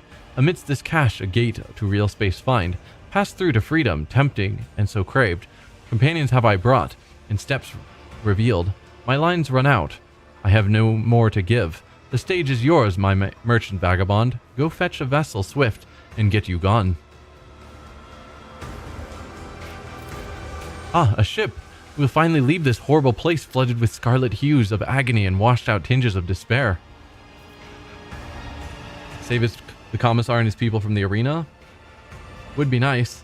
Thank you for helping me. The time has come to end this performance. I don't care about you, but I won't leave anyone in the clutches of these abominations, not even Xenos. I'm tired of your deceit and manipulation. I'll no longer be your tool. Now I know the path to freedom. I have no reason to help you get out of here or attack. I have my own ideas about how this show should end. Save the commissar and his people from the arena. My merchant vagabond, their part is played. It's not for you or me to denigrate. The artful script directing this charade that writes them out, cast off to stormy fate. Well, thank you for helping me. The time has come to end this performance. Saying nothing, the Harlequin vanishes in a blue shimmer of air. The horned mask disappears last, with vicious laughter drifting out from beneath it.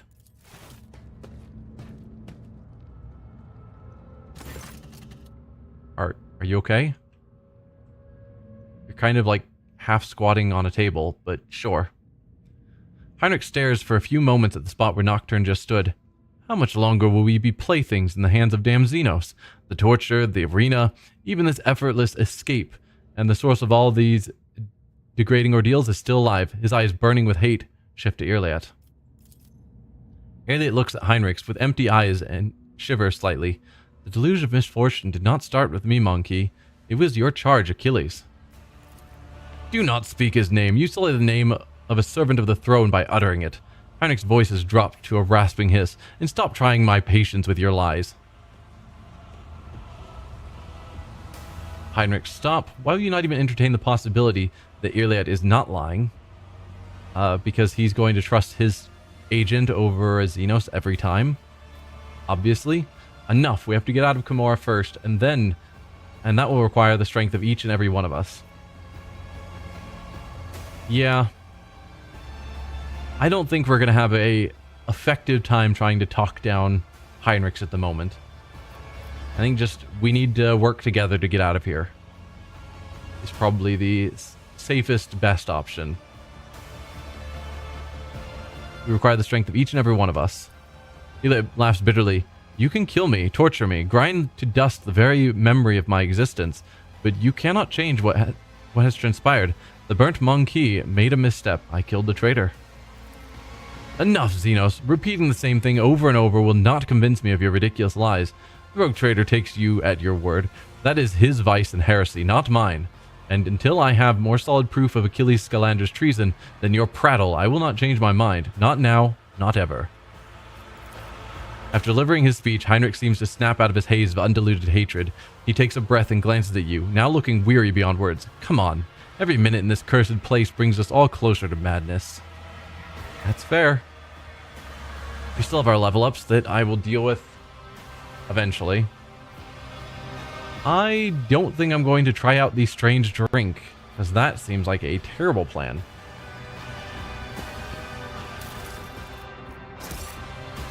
You know, as fun as it is to drink strange Eldari juices out of weird machines that are hooked up to torture tables, I'm gonna not. Oh, right, I forgot to equip the cool new psyker thing that we got. I definitely should have had that going. Obviously didn't need it, but, you know. At the end of the turn, the wearer gains stacks of tactical advantage equal to the number of enemies they hit during their turn. I don't remember which class or which archetype tactical advantage was part of. And the last flash. Whenever an enemy makes an attack of opportunity against the wearer, that enemy must pass an agility resistance test or become blinded for 1 round. Alright. Now you. Where does this fit on us? Ah, it's our cloak spot. Okay. For every kill, the wearer increases their critical hit chance by 5% until the end of combat. That's really good. We get lots of kills. And I would like to get more crits. But this, whenever we inflict burning on an enemy, they get 6 additional levels of burning. And it weakens psykers.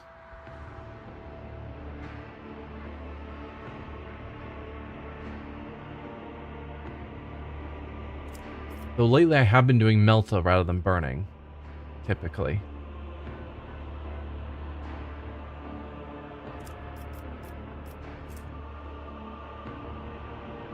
So in that case, is crits better? Might be.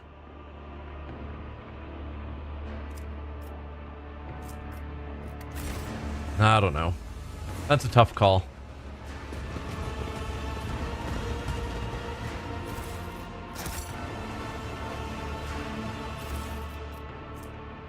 Swift Darkness grants 40% dodge until the end of the next round. Then the user suffers a -10 penalty to agility, strength, and willpower.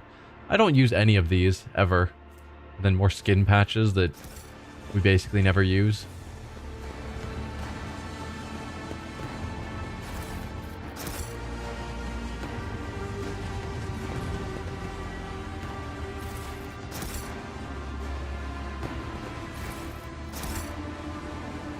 I already looked at the victim. Nothing more to see there. I don't think I can actually get to this one. Nope.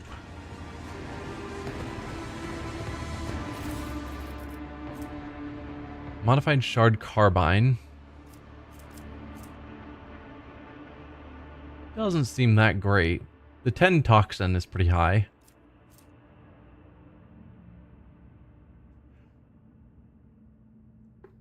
Oh, and this is a heavy weapon that requires 60 strength. And it just does 7 shots of 5 to 6 damage with the 8 Toxin. But I don't think that stacks.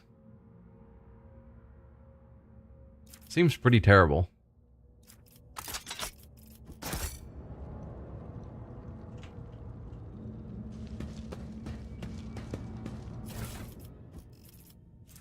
And a blaster. Las 20 to 32 is pretty good. With dodge reduction and 50% armor penetration. Range is only 7, so it's a pretty close range weapon. I'll collect it. You never know. I might give it to someone. I won't tolerate weakness. Let's do the level up. We've got half an hour left of the stream. I don't think this should take all of that time, hopefully. But leveling up does take a long time. Obviously, we're going to boost willpower.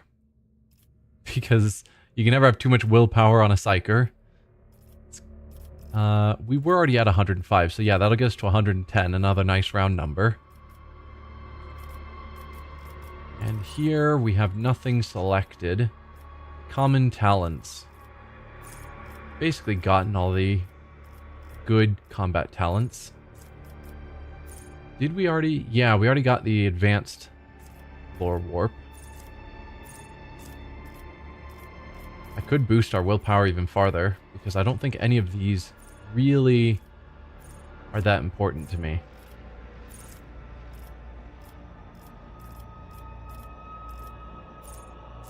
I could also boost skills, but there's no other skill that I've been working on, so it just seems kind of pointless.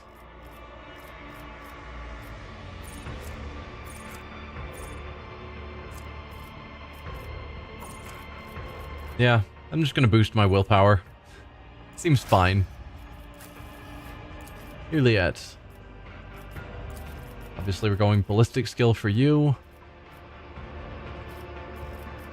And you have nothing selected as interesting. Could boost a skill or characteristic. Can't boost ballistic, sadly. We could finally give her Drukhari weapon proficiency. I keep thinking about grabbing it, and then I keep forgetting to. So yeah, let's give her Drukhari weapon proficiency just to open up her options. Pascal, you're intelligence-based. Although weapon skill is also good. Intelligence helps some things. Maybe I will just keep boosting his weapon skill.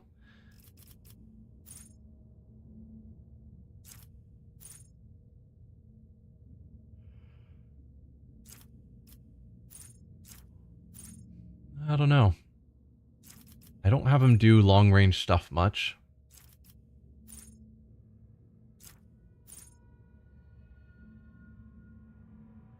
Plus 10 perception I could do, but perception's not his thing. I could give him Eldari proficiency. That's funny.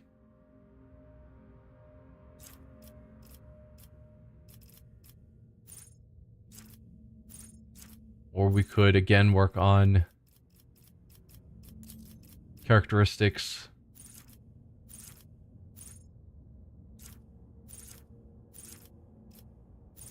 I don't know. Swift movement, because he needs more movement points. Yeah, I think I'll just go with weapon skill. Just keep boosting things. Although, we're already giving him +5 to weapon skill, which brings it to a round number. We could instead give him... I can't give him intelligence. Whatever, it's fine. Heinrichs. I think I'll go willpower just to round that out to a nice round number. Because round numbers are good. Then you have Hymns of Hatred as something I've selected. Would be good. Critical hits scored by anyone within the psyker's line of sight, including the psyker themselves, increase the psyker's critical damage by 1% until the end of combat. Yeah, that sounds good.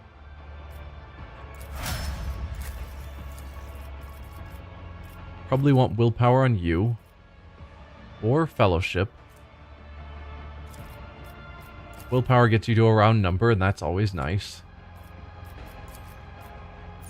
Don't really care for ebb and flow.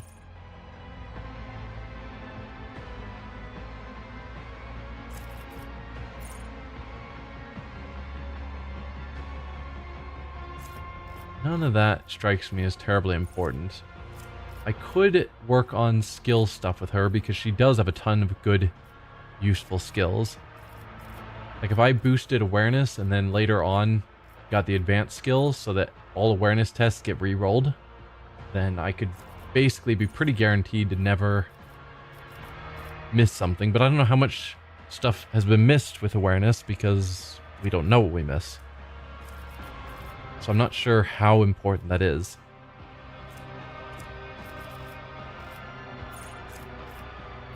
Or I could boost,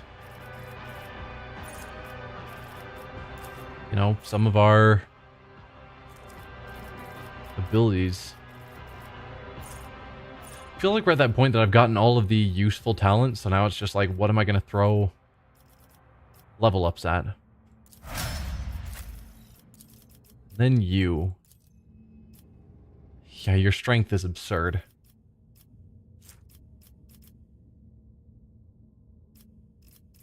We're supposed to be doing both ballistics and weapon skill with him. But when we leveled him up a bunch, it wouldn't let me put more points into ballistics, which is why his weapon skill is so far ahead of the rest. So let's put ballistics here. I have nothing selected for you. Less damage from fire, toxic, and bleeding? Maybe. Every injury increases your agility and willpower. I mean, I'd rather you not get injuries. If I'm being perfectly honest. You don't have bolt weapon expertise. That strikes me as weird. Yeah, we'll give you that. Since you use a bolter. Okay. That didn't take nearly as long as I feared. A new challenge for me.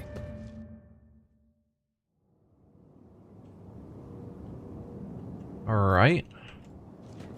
We are up to the terrace. I guess all we can do is go down here. Centuries of service and practice.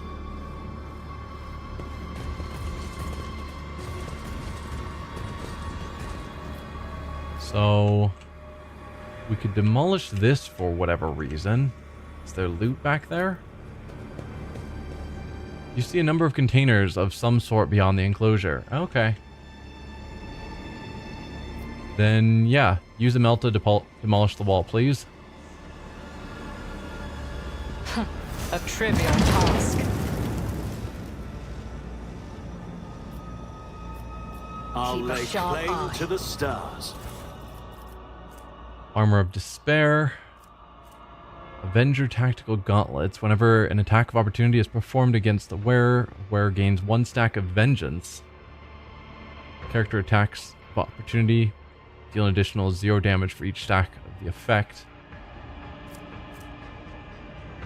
Using non-attack ability grants the wearer +5 bonus to dodge and parry for each enemy adjacent to the wearer for 1 round. None of these strike me as terribly important.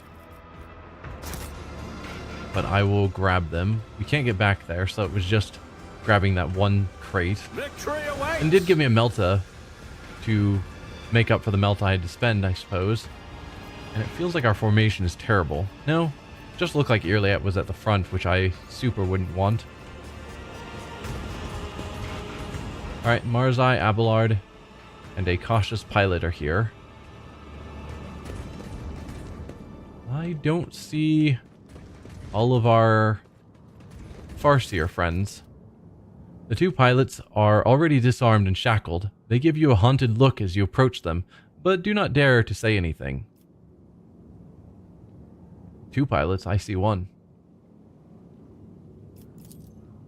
You take a glance at the Xenos boat. Sure, its design in certain parts appear bizarre, but you can still guess their purpose. You could probably steer it. I can steer a gondola, Elentok. We do not need these pilots. I'm guessing either if we take them with us, they'll betray us and something will get harder about our mission. Or if we kill them and don't take them, then maybe something will be harder because we needed them, because they're better at steering or something. I need to get to the top of the spire of the Reaving Tempest. You're in the presence of a rogue trader, Ignatius von Valencius. You will be granted the privilege of ferrying me to the apex of the spire of the Reaving Tempest. Leave while you can, Irliet take the helm. Let the non-entities run away. Marzai take us where we need to go. Everyone inside is dead. I need this boat. You live or you die, your choice. Kill them both, you're just surplus to requirements. Yeah, I think we just tell them how it is. We've already killed everyone else. That should encourage them not to try and betray us. You live or you die, your choice. The pilots look at the fresh blood all over your face and clothes, exchange glances, and take off running without a word. The gondola is yours. Ah. Or that was us telling them that they could run. It's probably fine. Apparently we're confident that we can steer it, and we have a couple of Eldari who are confident they can steer them to the Spire of Reaving Tempest. I guess maybe I should have talked to Abelard while he was there as a non-party member.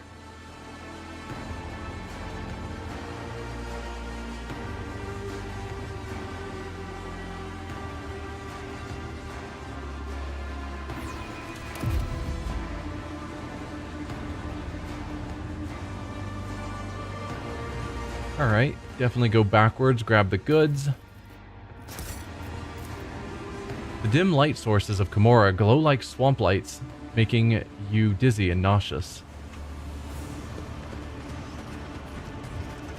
Follow my lead!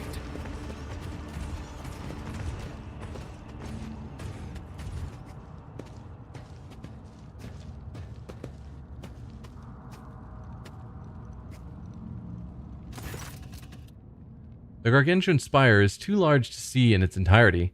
Its true proportions are shrouded in shadows, and you feel as if those shadows try to envelop and swallow you whenever you look away. Grinning savagely, Ulfar says with an undisguised joy, "I smell blood in the air. Blood that is about to be spilt.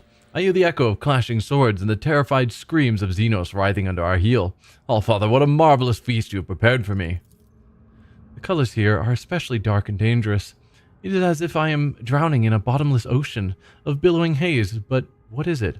I feel a faint tremor coming from deep inside the spire, like the call of the Imperium, except much purer.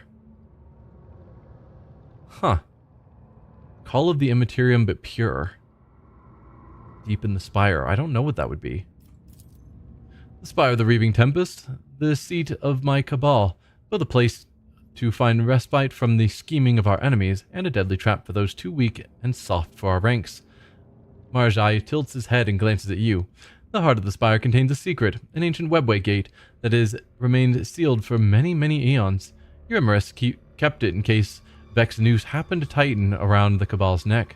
No one save for her and a certain other Cabalite knows where exactly in real space the gate leads. A perfect escape route, and I can open it for you. So then, let's get out of this hole.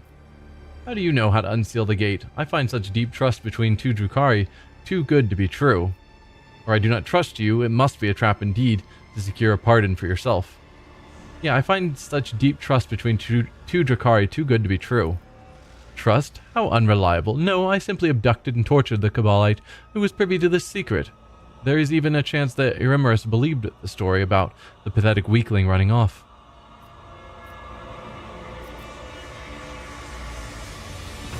I do not trust you. It must be a trap intended to secure a pardon for yourself.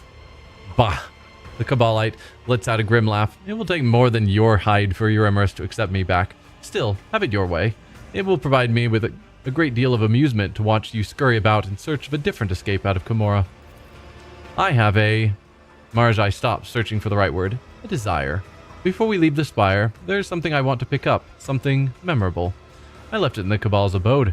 I do not want it to fall in the hands of others when carrion eaters and looters flood the spire after we are gone. There could be something in it for you. He lets the last word hang in the air. Fine, just point out where this property of yours is. Of course, first we need to find my raider. Most likely at the end of the dock, outside the spire. Let's go to the end of this terrace before we enter the spire. Valentok. Iliad touches the glowing stone in her chest and turns her aching gaze to the spire. Her face is burdened with a strange expression, as if a roaring torrent of sadness, fear, and rage is about to erupt. My kin from Kruderok are still there. I can sense it, as I can sense the flames of their souls inexorably going out. Fury and fear are devouring me from the inside out, and I do not know what frightens me more, the grim answers that hide behind the spire's walls, or the scars that my heart will bear once I discover them. Yet I must learn the truth about my world. Perhaps this is the day the outcast finds her path again. Come along, when we find the Farseers, you will have all your answers. I doubt we have time for Xenos rescue missions. Xenos have caused my house enough grief as of you. Begone, I'm no longer interested in your talents. Now, come along, we will find the Farseers and you will have your answers. You speak the truth, Valentok. Let us be on our way. We will tear the lives from the clutches of my insatiable cousins. She turns her face to you, and despite her tense expression, you see the corners of her mouth twitch. I find myself wondering if a single Farseer, gazing at the hazy visions of things yet to come, ever glimpsed a future where the key to their salvation stemmed from the duo of a monkey and an outcast. You said that before. As for the webway gate that the Arbanian mentioned, for it to open before you and let you enter the webway, you would require help from one of our kind. Iliad's brow furrows. I could try to open the gate, but to do that, I would need a certain construct, a resonance device. The masters of this place must keep it close at hand. If you wish for me to use my knowledge and open a path out of Komora for us, find this item. Without it, I am powerless to make the webway open. The webway allow us entry into its labyrinths. Iliad, what's the plan to find your kin? Farseers are not easy captives to keep. Whatever the Dark Ones are using to repress my kin's powers, those tools will be noticeable. I will find a way to use them. Marjai, what should we expect to find inside the spire?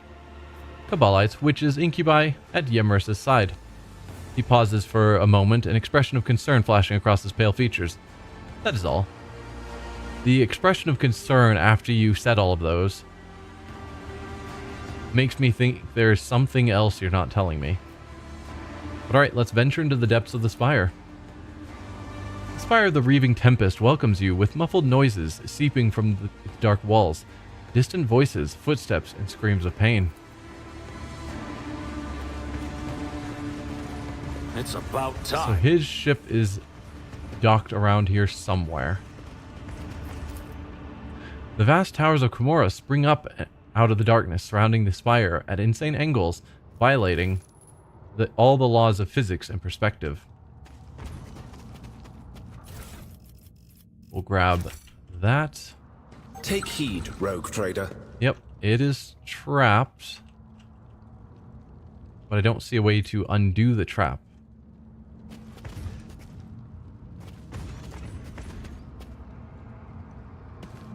Which strikes me as odd. Because I can't click on it.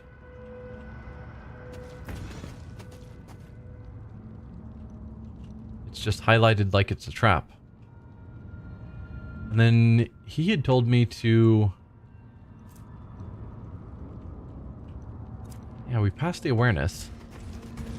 He told me to go to his ship at the end before we went in, which I'm assuming is where we're at, but I don't see anything of note. So maybe he was just wanting us to find it? Or at least we'd be able to see where it is, but we can't interact with it yet. Alright, Abelard. Anything you want to say while we're here? Oh no, I can just potentially change my party members. Okay. I don't think I need Abelard or Marajai on this mission. Realistically, I should probably bring Marajai. But I don't like him. So...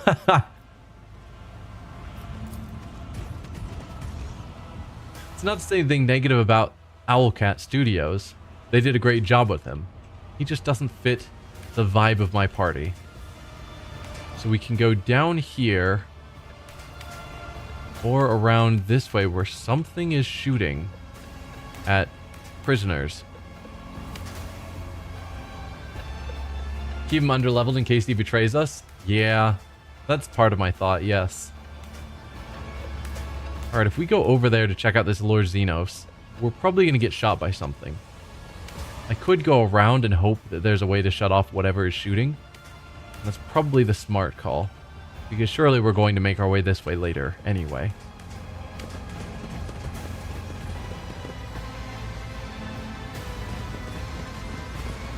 Incredible. Your heart, esteemed Magos, shines with a kaleidoscope of colors, albeit one made of metal. Only laypersons believe feelings to be the preserve of flawed flesh. We know the higher passions granted by the Omnissiah, the aversion to tech corruption, the blessing of compliance with the canon of maintenance, and the satisfaction of effective devotional service. Yeah. Sinister Labyrinth looks like a death trap. It was probably created for just such a purpose. We can remove a barrier. My house would be proud of me. So now we can continue that way, or we could go around this way. Well, we've got goods. Might as well grab those.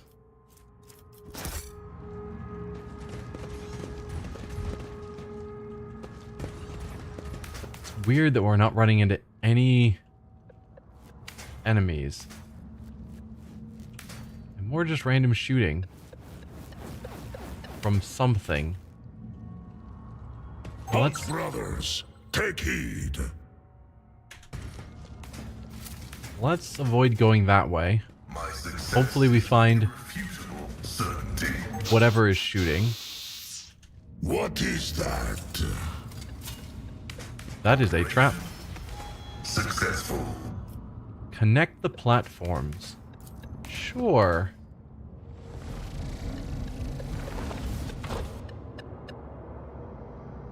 Okay.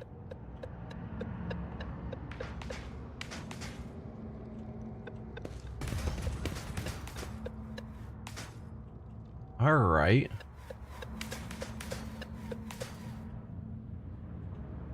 Lord Xenos. Who is my Lord Xenos person?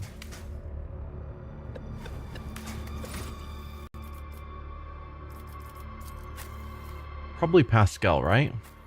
105. Yeah. Pascal. Watching the lazy handle sacred technology breaks my heart. Figuratively speaking, my Wait for it to shoot. augmentation can withstand much more than high blood pressure. Please turn this off. Explorator is blessed with multifunctionality. There we go. So that turned off the guns. I'll lay claim to the stars. Watch your steps. Disarm this trap for me, please. The machine god grants the insight. We have found a Farseer. Something of interest.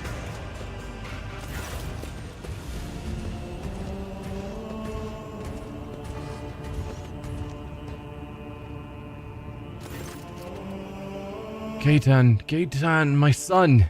The Eldari Farseer's tortured body is barely moving. You've seen abject creatures like this before, stitched together from several bodies. Their miserable existence serves but to satisfy their homunculus master's morbid interest in perversions of the flesh. And yet, this one is not like the others. A twin face stitched together from parts of several male and female Eldari turns its unseeing gaze toward you. Its eyes have been crudely sewn shut. You have come, my son. The woman's ghostly whisper escapes the cut-up lips, oozing blood and pus. Hold the line. Don't let the corruption spread further. A commanding shout comes with a cough from inside the ripped-open thorax, where 3 hearts are beating inside a single ribcage, as in a prison of bone. I finished the statue, Master. A fleeting, satisfied expression passes over the stitched face as a suave young voice interrupts the warlike shouting. We are the united in the shadows of the great tree, sister. Until Kaela Minsha Kain claims our hearts. Your elucidator discerns yet another voice, soft and profound. Oh, Isha, mother of all life, may your blessing protect the children of Asurion from the abominations of bodily and spiritual torture. The Eldari's hand twitches as she reaches for her weapon.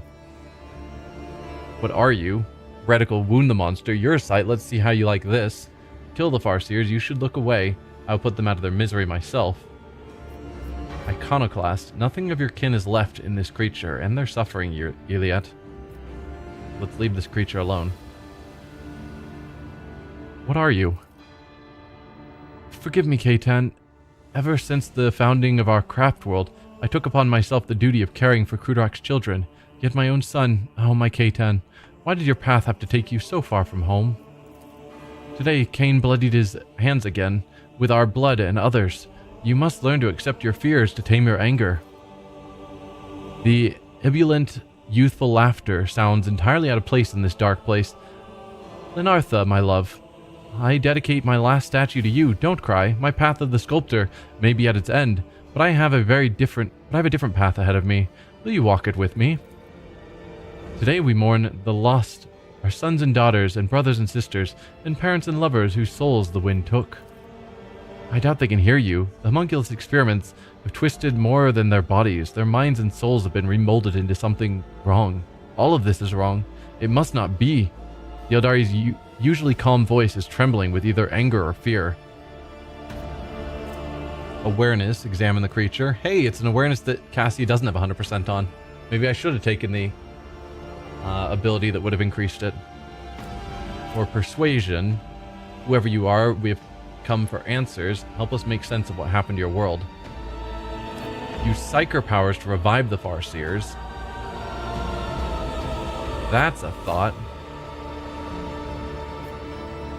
Kill them, or these are your kin. You should decide what happens to them. Let's attempt to examine the creature first. Succeeded. Besides the meticulously sutured limbs, the twin face with all eyes sewn shut, and the dissected thorax, you notice the faint gleam of steel strips soldered into the creature's neck, hands, and shins. The strange energy they emit reminds you of the technology behind the psi shackles used to restrain psykers in the Imperium. Whoever you are, we have come for answers. Help us make sense of what happened to your world. The monstrosity takes its time as it turns its twin face, on which every eye has been sewn shut, towards you, and slowly opens its female lips. The coarse Eldari voice breaks the momentary silence. What is this? A monkey dares to speak to a Farseer? A woman's whisper from male lips interrupts. It hurts. It hurts. Kill us, please.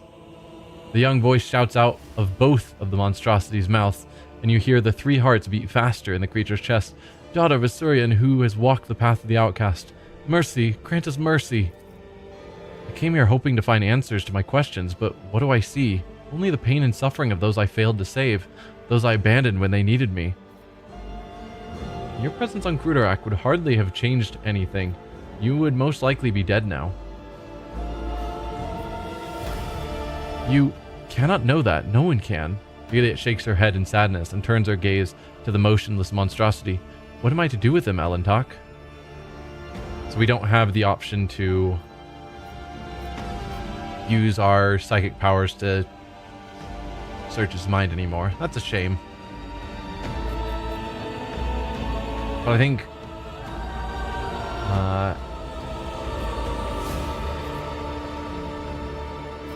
yeah, both are fine, whether we do it ourselves to kill them or whether we have Irliet give them mercy. I'm going to go with the Iconoclast. It's not our main direction, but it's one we have used regularly enough. You've been asked for mercy. Granted. Irliet winces, then draws her weapon with resolve. You are right, Elentok. After everything that happened, I have no right to leave them like this. The shadow of she who thirsts is creeping ever closer upon their already twisted souls, but I will not allow her to devour what is left of them. The Homunculus condemned 4 Farseers to monstrous suffering by locking their minds in one body. Yeah.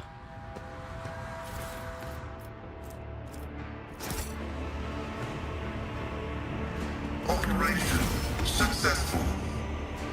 Okay, that allows us to go even farther down that way. This is a big, sprawling complex. Research paper. The thick stack of pages, made of strange material, has been hastily tied with a coarse piece of string. The pages are covered in sharp, uneven handwriting and have brown stains on them. Goal: several-fold increase in Veil's energy. Note: enhancing the Veil connection will require merging the minds of 4 specimens. Note: 4 individuals, 2 male, 2 female, selected from among Krudorak Farseers. Aside from their Veil connection, the specimens have no common traits. Merging process expected to be fascinatingly painful. Stage 1. Hearts of 3 Eldari placed inside the thorax of the 4th, the most resilient among them. Redundant original heart removed. Other internal organs preserved. Specimens conscious throughout the surgeries. Stage 2. Despite the blockers, the partial brain transplants were accompanied by several energy discharges, resulting in equipment damage. The potential is amazing. The integrated subject was punished by an intramuscular injection of an acidic solution that erodes soft tissue from the inside. Stage 3. Subject stable and controllable, undergoing significant physical and psycho-emotional distress as the Eldari minds are becoming aware of the situation. The energy discharges increase every time the blockers are eased or pain receptors are directly stimulated, confirming the expected result. In order to intensify the pain experience, the subject will be nourished by essence of its own torture. Stage 4. The Eldari consciousness are trying to consume one another, perhaps in order to lower the net pain awareness. Curious, the subject must continue to be saturated with its autogenic agony, with added psychotranquilizer injections. Note: enhance the subject's physical suffering with internal bone tissue disintegration. After that, the notes become indecipherable. Y'all are monsters. So let's see. Yeah, this takes us to a place where we've got a bit more loot. But there's also stuff over here we haven't picked up yet. And down here. I think this is, yeah, where a gun was firing that we skipped. Probably we could have done the same thing with Pascal. I'm guessing because this is where we made the bridge, this is where we're actually going to end up trying to head. So this should be fine to head down here. Just want to make sure I'm not going to miss stuff. None shall stand in my way. My success is an irrefutable certainty. Whoever's imprisoned inside the capsule, they are moving ever so slightly. So it's someone alive in there. More research papers. Deliverance as the activation order codeword? Excellent. 43. Sequential joint removal, starting with the fingers. The process resulted in death, as in every previous instance. The body will be reformed and regrown. 59. Internal organs excised and placed into an alkaline solution without severance from the nervous system. The subject is observing its dismemberment and experiencing the pain at its full intensity. The agony strengthens the connection to the veil, but the body is weak and inevitably perishes. 71. The subject's body disintegrates faster with each new assembly. Thermobox, introduced into the torso for alternate cooling and heating with constant electrical stimulation. The subject survived for 4 minutes longer compared to the previous resurrection. 75. Physical torture discontinued. Audiovisual headband placed on the subject's head to broadcast images of its suffering kin into its consciousness. Cardiac arrest recorded 19 minutes later. 96. Subject in possession of all previous knowledge, including memories of pain and death, and therefore fully compliant. Phenomenal strengthening of the veil connection observed, but the body survives for no longer than 3 minutes under any set of conditions. Huh. A young Eldari's body is floating in a murky glass vat filled with acritic acidic sludge. If the built-in xenocogitator's changing readings are anything to go by, the Eldari is alive, or at any rate, not quite dead. This body belongs to a Farseer. I sense dormant energy coming from his exhausted mind. We must set him free, Alentok. If it's the one who's been constantly tortured by being killed and regrown, and then shown all of the ways it and its kin have died, I don't know what state it'll be in if we let it out. Inspect the vat. Another of the insane homunculus' creations designed for cruel experiments, the vat is part of a larger mechanism which has a small mechanical dashboard built into its casing. You are, however, unfamiliar with the symbols on it. The thick tubes that deliver the suspicious-looking liquid straight into the vitreous depths of the mechanism disappear into its inexplicably smooth casing. The glass itself seems quite brittle, though. Odd. These symbols are unfamiliar to me. I suppose the homunculus is using a special code, so no overly curious assistant can hamper his experimentation. Press every button until the mechanism opens. That's probably bad. Because if there is a way to save this person, surely one of those buttons would render that not happening. Stand back. This calls for good old brute force. I doubt the Xenos inside is still alive. Brute force might work, but it would have consequences. Pressing buttons might also work, but might also have consequences. I don't know which is going to work better.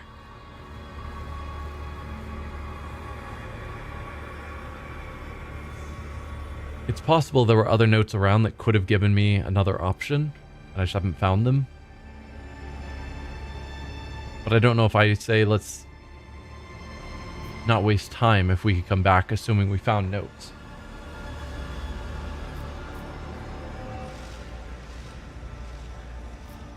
I just know they mentioned that the substance inside is acidic, so I don't really want to go with good old brute force. Let's try pushing buttons. You are looking at a dashboard with unfamiliar symbols. Pascal, can you figure out how to open this vat? Thin probing needles extend from the tech priest's fingers, which he uses to study the mechanism with great care. For a while, no sound breaks the silence save for the chirring of his visor.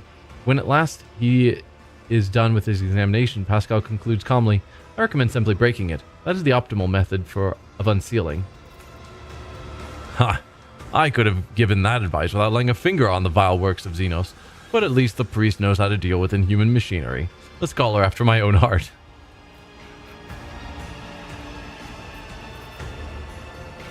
Sun symbol, a target symbol, spiral symbol, lightning symbol, crossed out triangle symbol. Brute force, or perhaps we should try another way. Let's try another way.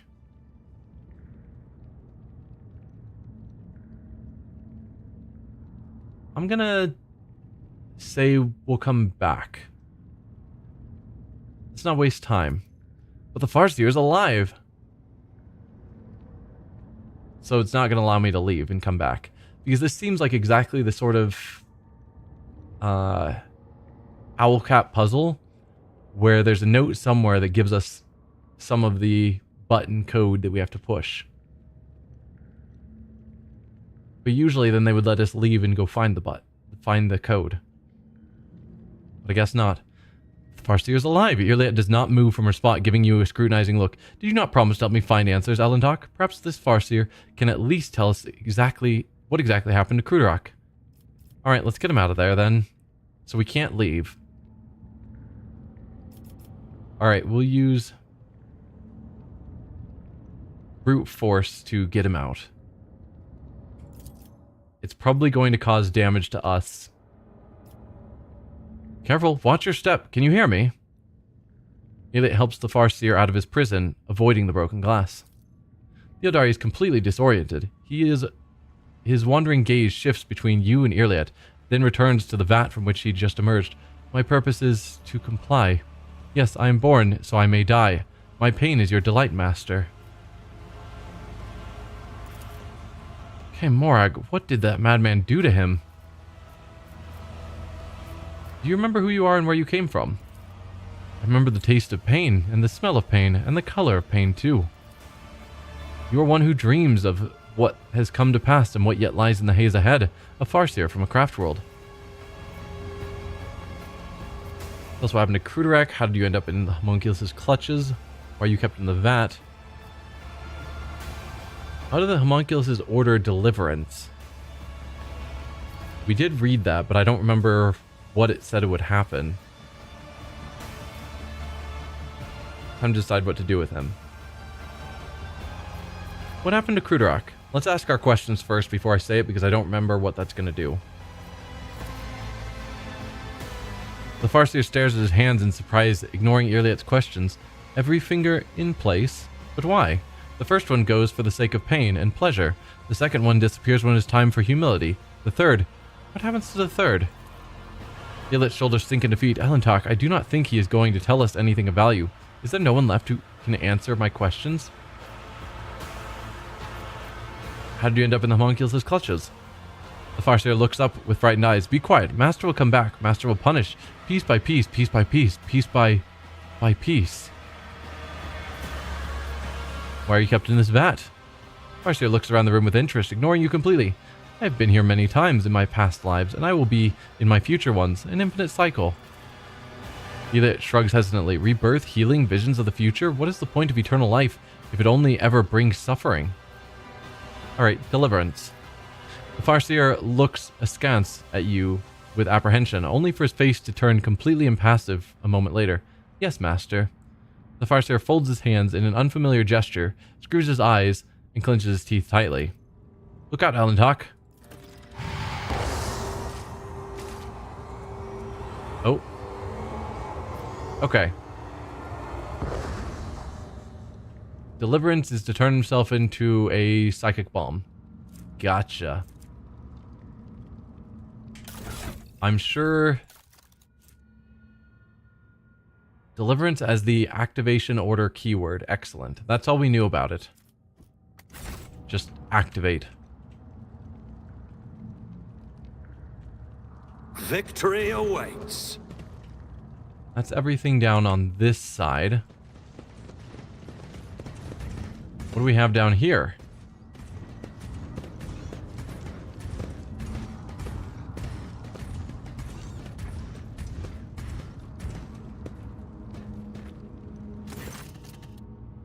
Okay, Morg, what a strange feeling. Elliot clutches her head, and her eyes dart around the torture chamber. Kayla Mensha Kane, take my heart. Placed on a grim stone pedestal in front of you is an intricate game board, broadly similar to the one Regicide players use. Miniature figurines of Jukari and Asuriani, skillfully fashioned out of onyx and wraithbone, are frozen in elegant poses, opposite each other. Several of them are toppled, and for a moment you think you see fresh blood running from under the game pieces down the small grooves carved into the board. Elliot, are you alright? I'm gonna ask before we just start moving pieces. Elliot stares at the game board, stunned. It seems she never heard your question. Quiet, please stop. Stop torturing my mind. I will not let you become another spirit on the wind. Not for the light of a million stars. Just let me explain myself.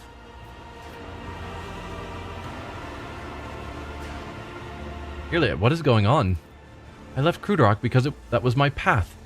Is that not what you have been teaching us from birth until the final moments of our lives? I can hear it very well. The mournful lament of our brothers and sisters tortured to death in this room. I prefer not to hear it, but I cannot. As clearly as I hear the melody of your soul's torment. But don't you dare. There is no need to blame me for what happened to you. It clenches her jaw and seems to be breathing entirely. It seems to stop breathing entirely. We can do a persuasion, which will succeed. Intelligence exceeded. One of the Farseers is trapped in the game board, correct? Yikes. Willpower, whatever this is, do not let it take over you. Slap her, enough.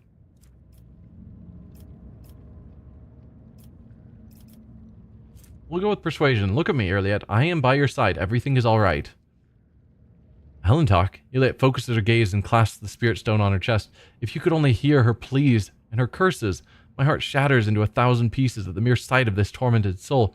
But her words lash my mind more painfully and more ruthlessly than the three-tailed whip torments its victim's flesh. Dark ones possess the cursed gift of inventiveness and torture, and subject their victims to the worst horrors a mortal mind can conceive of. In their torture, they go far beyond the limits of the possible and the permissible. Look closer. These pieces and this board designed for games that intrigue the mind were fashioned from the flesh and blood of one of the Farseers. Her mortal soul remains forever connected to them. Why would the Drukhari imprison a Farseer's soul in a board game? Why does the wind blow and the rain fall? Why does starlight illuminate our path and darkness dismay us? It is their nature, for that is the way of the world. The Dark Ones feed on despair and suffering, while the Farseers are powerful beings of unbending will, whose souls, however, are brittle. Every move on this game board causes the Farseers nothing but pain. She feels everything, sees everything, and is aware of everything. She dies with each taken piece and is resurrected at the end of a game. Iliad twists her mouth and averts her guilt-ridden gaze. But I fear there is more to it than a desire to inflict suffering. The homunculus experiment on the Crudark Farseers is an attempt to subjugate their powers. Normally the Dark Ones shun all and any manifestations of such abilities, lest they attract the attention of she who thirsts. This is worrying news to me. It looks like the Farseer put you through mental torment. What did she say? That I am a traitor and my path is paved with the bodies of my kin. That I am an outcast who carries the blame for the destruction of my home, since I heard the call of our dying ancestors but did not return in time. And that it should have been me in her place. Is she not bright on every point? No. The pain and suffering have damaged the Farseer's mind. You could not have saved Crudark alone. Do not let the words of a doomed soul lead you astray from your chosen path. But I could have protected my home and met my end alongside the others. Iliad's own words make her shudder as she stares at the flayed bodies of her brothers and sisters. Still, for as long as at least one child of Crudark is alive, its memory will not vanish, and I am yet to reach the end of my path. The seed, planted long ago, is yet to grow and bring forth the flower of truth. We can take the Farseer to the ship and save at least what is left of her. My, this trophy will be the first of its kind in my collection. Wow, no. There's no helping the Farseers now. Shouldn't we direct our energy towards saving other possible survivors?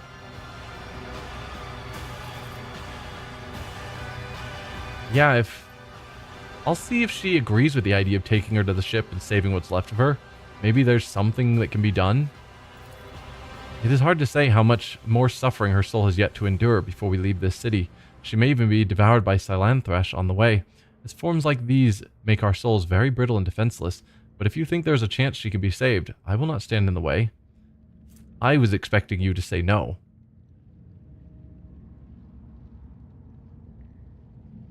But I guess...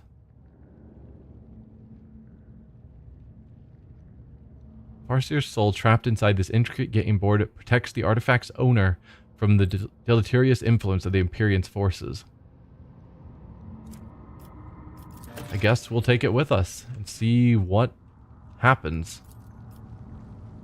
Pascal does not have a guarantee on opening this. That is unusual. Give it a shot. This Explorator is blessed with multifunctionality.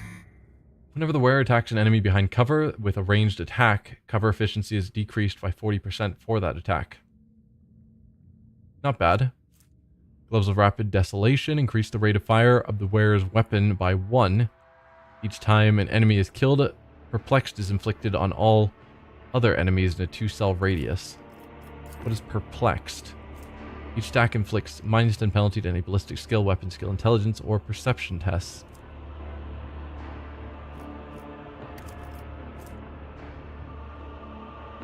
I'm assuming increasing rate of fire doesn't work on single shots.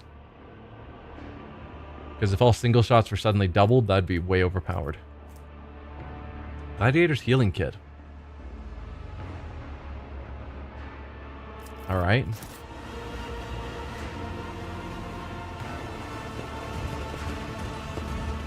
Some more goods over here. It's about time. Alright, that's everything over here.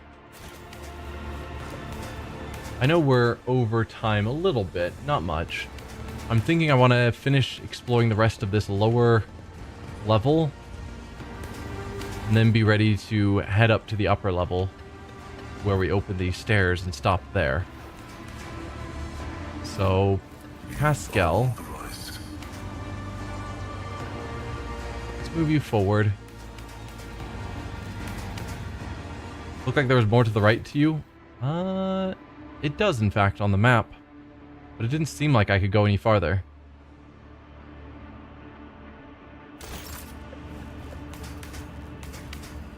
Anything worthy of my attention? Oh, you are still in the blast range. Okay. Lord Xenos to undo this. Grants me insight. I don't think that's the disable. How do we get over to the... Oh. Going around this way. Much easier. Run quickly. Executing request.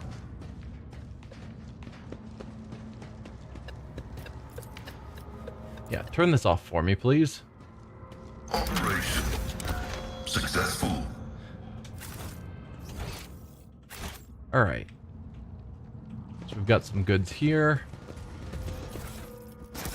Collect all that. I won't tolerate weakness.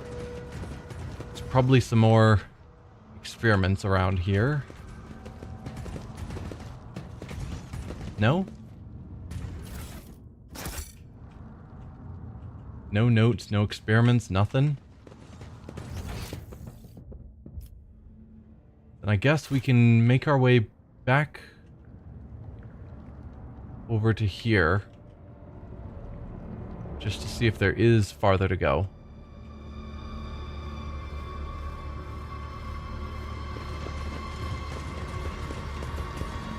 Did we not head down here? I guess we didn't. Pay attention.